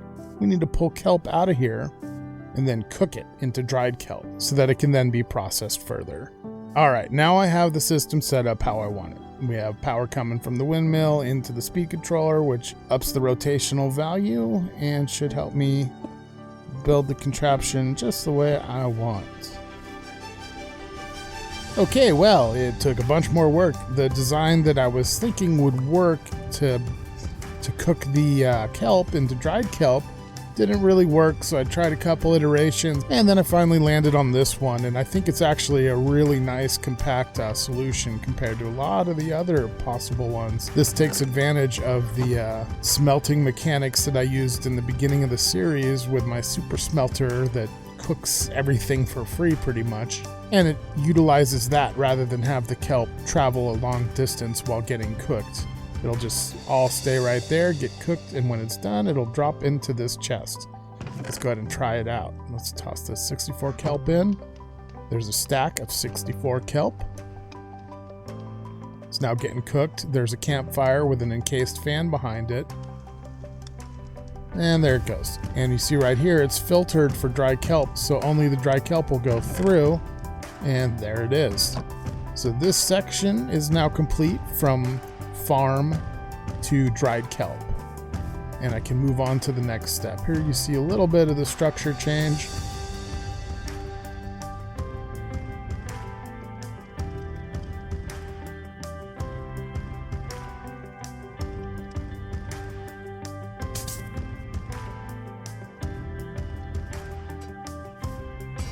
There we go. Our first kelp block has been produced. It's finally working. I thought of a way to improve this greatly, and it's not quite set up properly to do it. So I'm going to do yet again a little more of a rebuild and see if I can't perfect this thing. Okay, I have rearranged things, and I think this might be a good final state for the system. Once all of the kelp gets farmed, it will drop into the chute, down into here, all the way straight through onto this conveyor belt. So there's no chest there anymore to hold it, just goes straight through. And then this goes over and drops it right into there. So there's no waiting, it's just going to be burning right off the bat. And it can stack up as much in there as it needs, whereas before they would have got backed up on the conveyor belt, and I don't want that. Once it turns into the dry kelp, it will then go down into this chest, which will automatically spit it out into here, into the compressor, and once it has at least 9 kelp, it will then drop in, compress the block, pop through there, and end up in this chest. Now this isn't my final storage system, but I just want to make sure this works for now, and I'll come back later and do a storage system for this thing.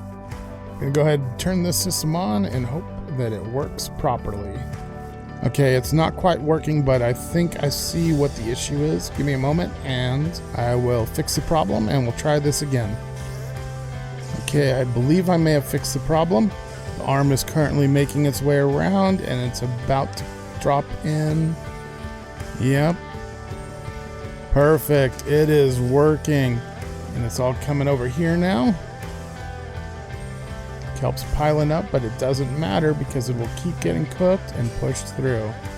I love Tango Tech's design. He came up with this thing initially, but this is a definite upgrade on the system. Okay, so I've been putting in a good amount of work over there on the kelp farm, figuring out some things, just making minor adjustments, all that, so that it works as good as it possibly can. Before we head over there, I wanted to mention this. You guys see my pumpkin back there, right? You know, the chicken in the eye?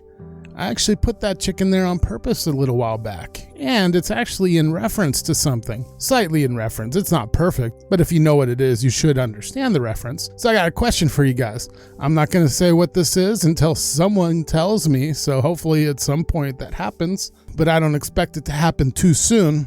But what is this in reference to? Anyway, let's take a look at the kelp farm. One thing you see here, it's got the light. That's for when the storage fills up to let me know. Here's a little bit of storage, just a basic storage. You see, we are making a lot of these things though. That thing is moving. This farm is running incredibly well, better than I could have imagined. I've made some slight improvements around the place. I've rerouted the fencing system so that it's still safe within the confines of the industrial district. And yeah, I'm liking this. See, we can come up here now, take a look at all of that.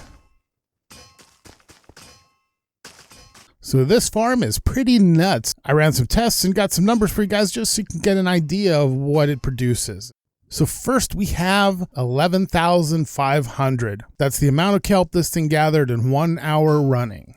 Not too bad. That seems pretty good if you ask me. So this is a 3-floor farm and it's got a 14-block radius. And with that size, that's what you'll get. It works out to 3,833 kelp per hour per floor. So not too bad, huh?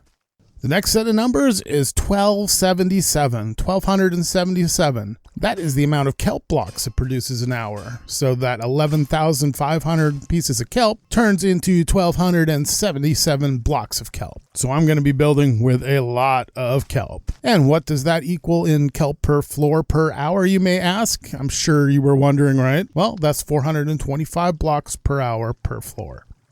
So there you have it. This thing is running fairly compact with no chance of backing up. Cooks everything with just one campfire with no long cook lines or anything like that. This is the kelp farm. Well, everybody, that will be doing it for me today. I really appreciate you guys checking in, watching the episode. Hopefully you guys liked the farm and everything else. And I really hope I see you all next time. So from Maya here in the industrial district, take it easy, guys. So then when we were touring Time's base, it was amazing. And I got this little idea, something I wanted to try. So that's what we're going to build today. But what is this? I'm so shocked. The scene has changed. Oh my. But yeah, look at that, guys. Looks like Etho is having a bit of a problem. I guess that's Scar over there, isn't it? Using flint and steel to light his wool castle on fire? Why would Scar do such a thing? And what is Etho gonna do? Maybe we can find out next time. So we're back here at base. I need to make a slight change if I can find it. It is, there it is. Tango's Kelp Farm. We finished that in the last episode. So what's gonna go in its place? I'm thinking sugarcane farm. Why? Because the one I made over on Handcrafted just isn't enough. I've got to make more sugarcane farms apparently.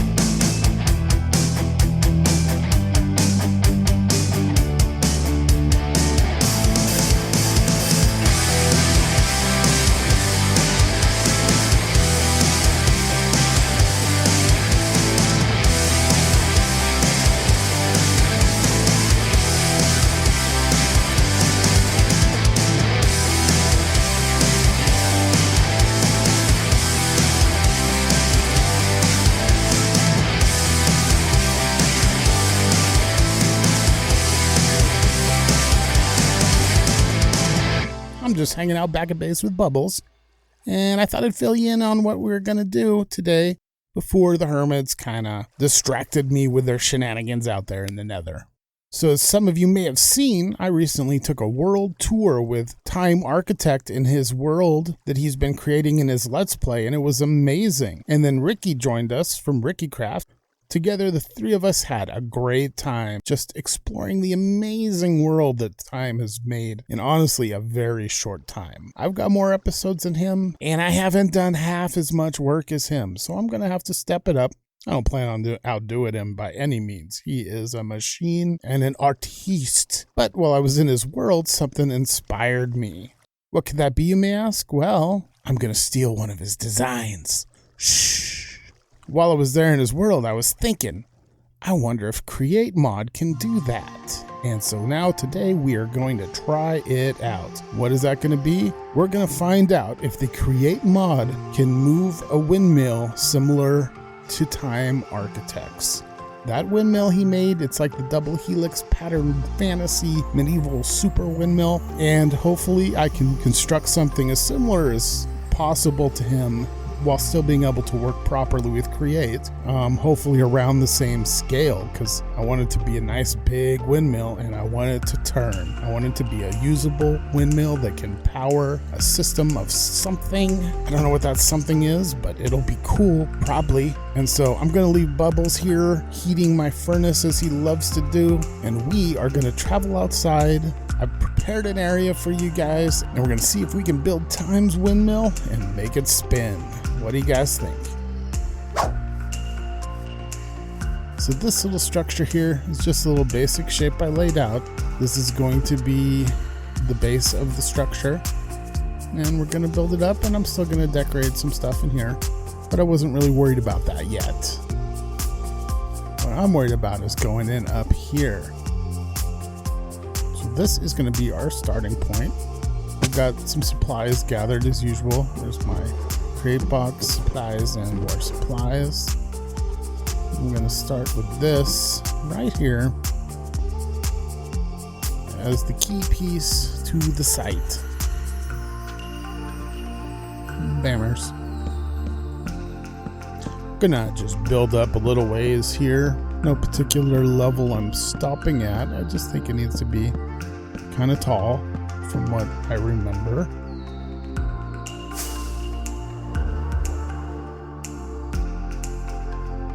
I don't know if that's going to be quite tall enough. I probably should have gone a little further before I decided to fly off with a single post.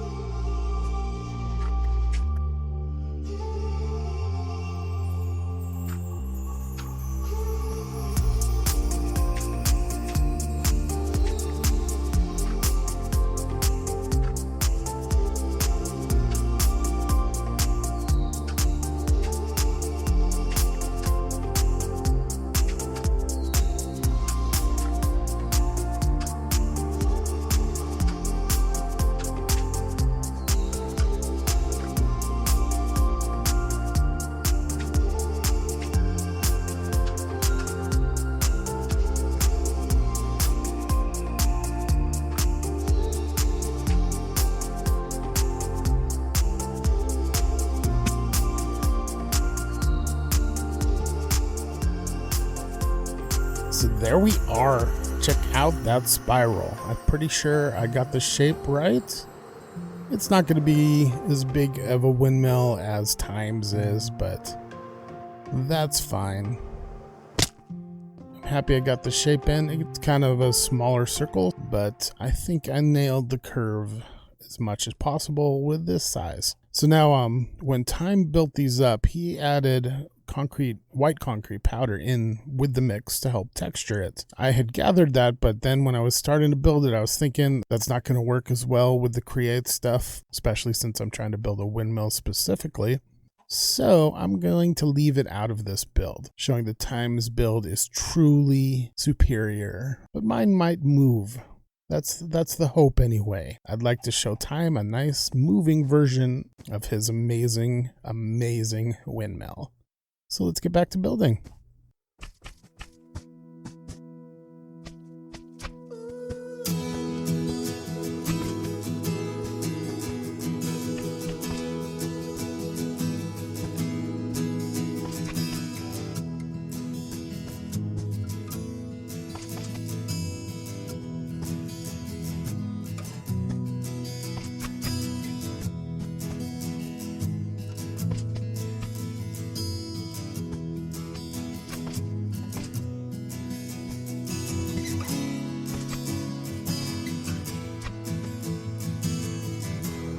Okay, we're flying out, and the big reveal. Look at that.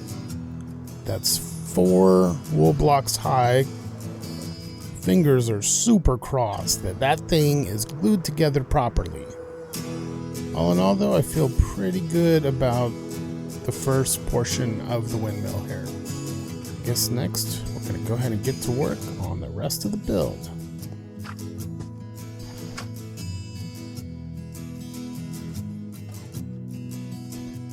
And then I realized it has to go the opposite direction.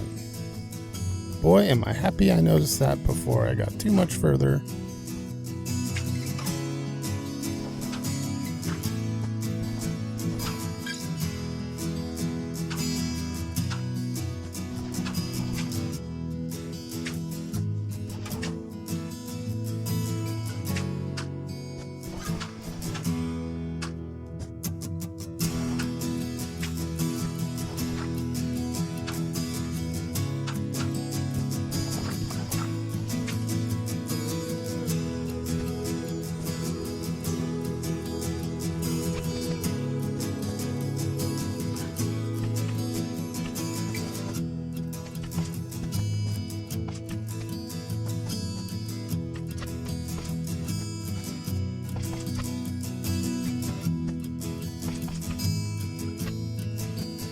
So now we have the completed sail portion of the windmill. I have gone back through, I've checked things out, and I believe it's all properly glued together. I had to add in some extra pieces in certain spots because it turns out the corners just weren't connecting to other areas. And everything's got to be glued together for this thing to actually spin properly. Oh, messed up right there. Got to fix that. Yep, I think I've got this right. And now I gotta glue a whole bunch of fences together.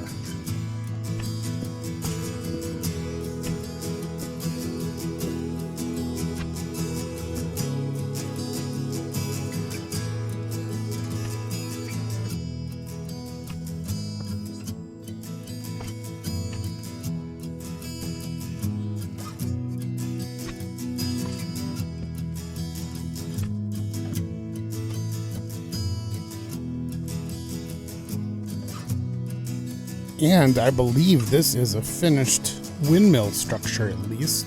So I believe the windmill portion is ready to be turned on. I don't know what's going to happen when I turn this on. It might break the server because it's so big and there's so many entities. In case you didn't know, the glue that I used to stick everything together, each one of those glues is considered an entity when this thing's moving. It is possible that this thing is going to cause too much lag to run. I just hope it'll run so we can see it, and then I can turn it off later if it is too laggy. But it all comes down to this. Will it work? I'm gonna do it. Well, that's wrong. Okay. Looks like I got some more gluing to do, but that was very promising. So give me a few minutes, probably more than that, and I'll be right back. Okay, I have glued together the pieces that needed to be glued. I think I got them all. I'm feeling pretty good about this because of the way it went the first time. So let's try it out.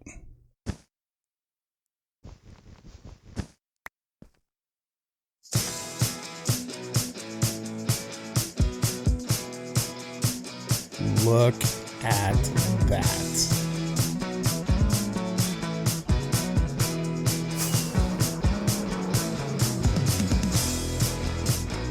Amazing. And I'm not even feeling any lag at this point from it.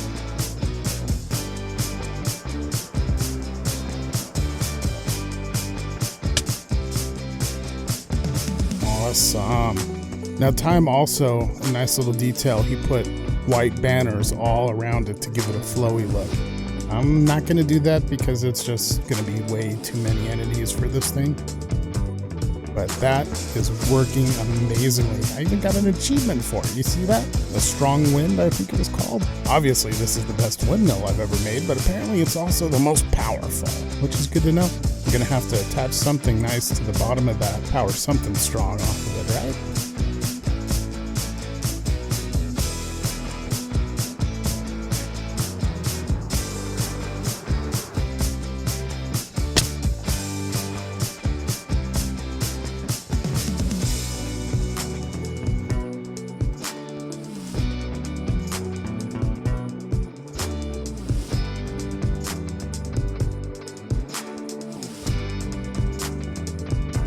Pretty cool effects.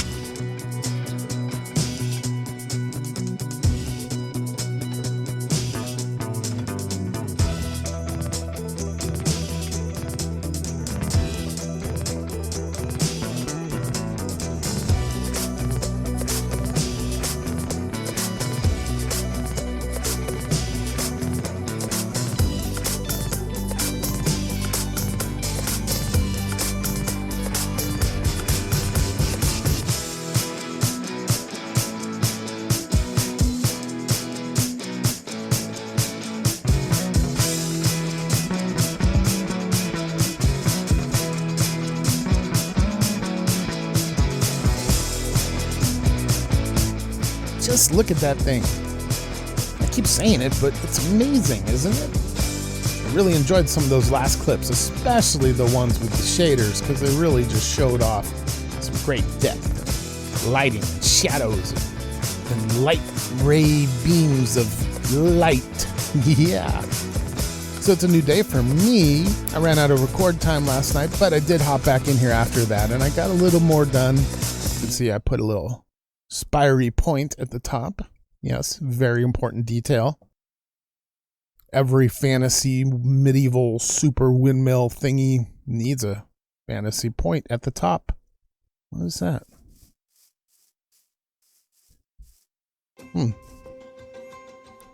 There's apparently some new plant in here. It looks very light. Looks like it should glow. I wonder if this thing glows at night. Interesting. Oh, there's another one. These weren't here last night. Tell you what was here. This water channel. I put in that along the side, and I gave this thing some texture just to improve its look a little bit. Still needs a lot of work up here, but it was late. I didn't have a whole lot of time to get things done, so I just kind of played around up here a little bit. Over here I put in some bushes. Apparently plants are growing on them as well. Huh. Well, what's this? It looks like a slime block, doesn't it? My slime is purple here, though. It looks like a yellowish slime, or maybe a light slime or something. Oh, this bouncy. Yep, some kind of slime. Pure slime, huh? Interesting. Pure slime. Well, if my slime... More plants. If my slime's all corrupted, maybe I can use pure slime to fix it. That would be nice, huh? Gonna have to look into this a little more. Look at that. Even more. And some pure slime. Plant seems to be growing off of it. I wonder if there's any connection there. But anyway, for the time being, let's get back to the windmill. You see here, this is some amazingness I built last night, and this does nothing. It's just for looks. It's just to make it look all pretty, while I decide what I want to do with the windmill. Right here, this is a stressometer. It will show us how much power this thing is capable of. Over here, I've got some engineer goggles from the Create mod. Just gonna toss those on real quick. And now when I look at it, you can see, first of all, it's got low network stress because it's not really doing anything except for spinning. It's not really powering anything. And the remaining capacity is 8,192 SUs. Well, SUs are stress units, so that's how much stress this thing can handle. Everything we connect to it adds stress to it. You see this grinder here. This is one of the more expensive stress unit items, and it's costing 128 SUs.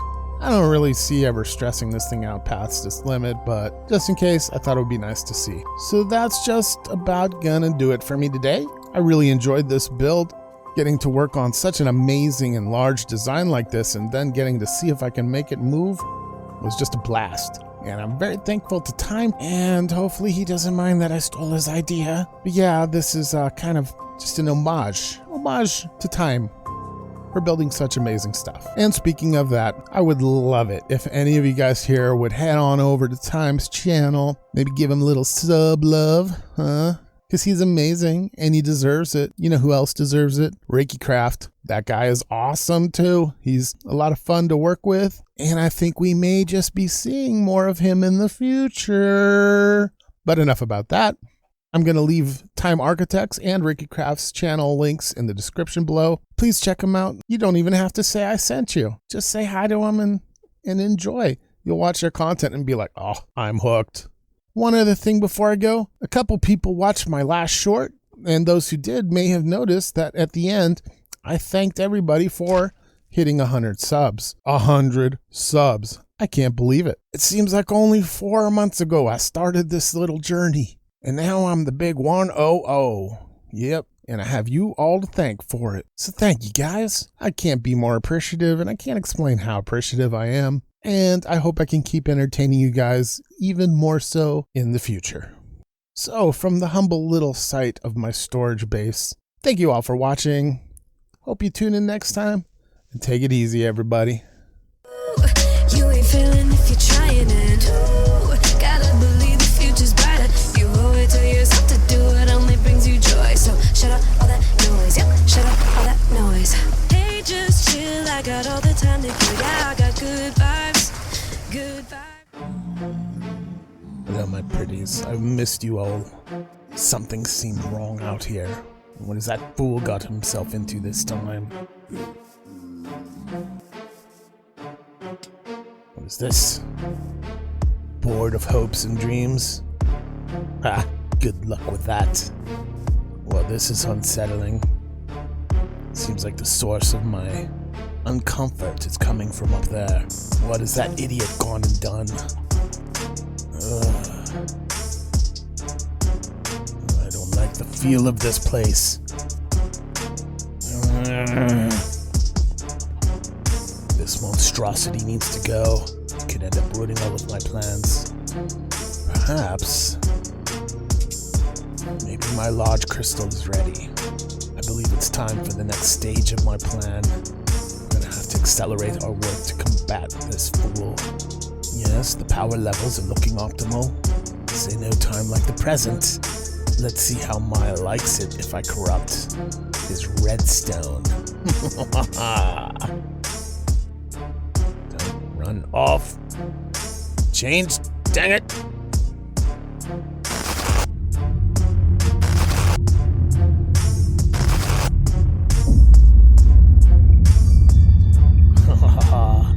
Yes.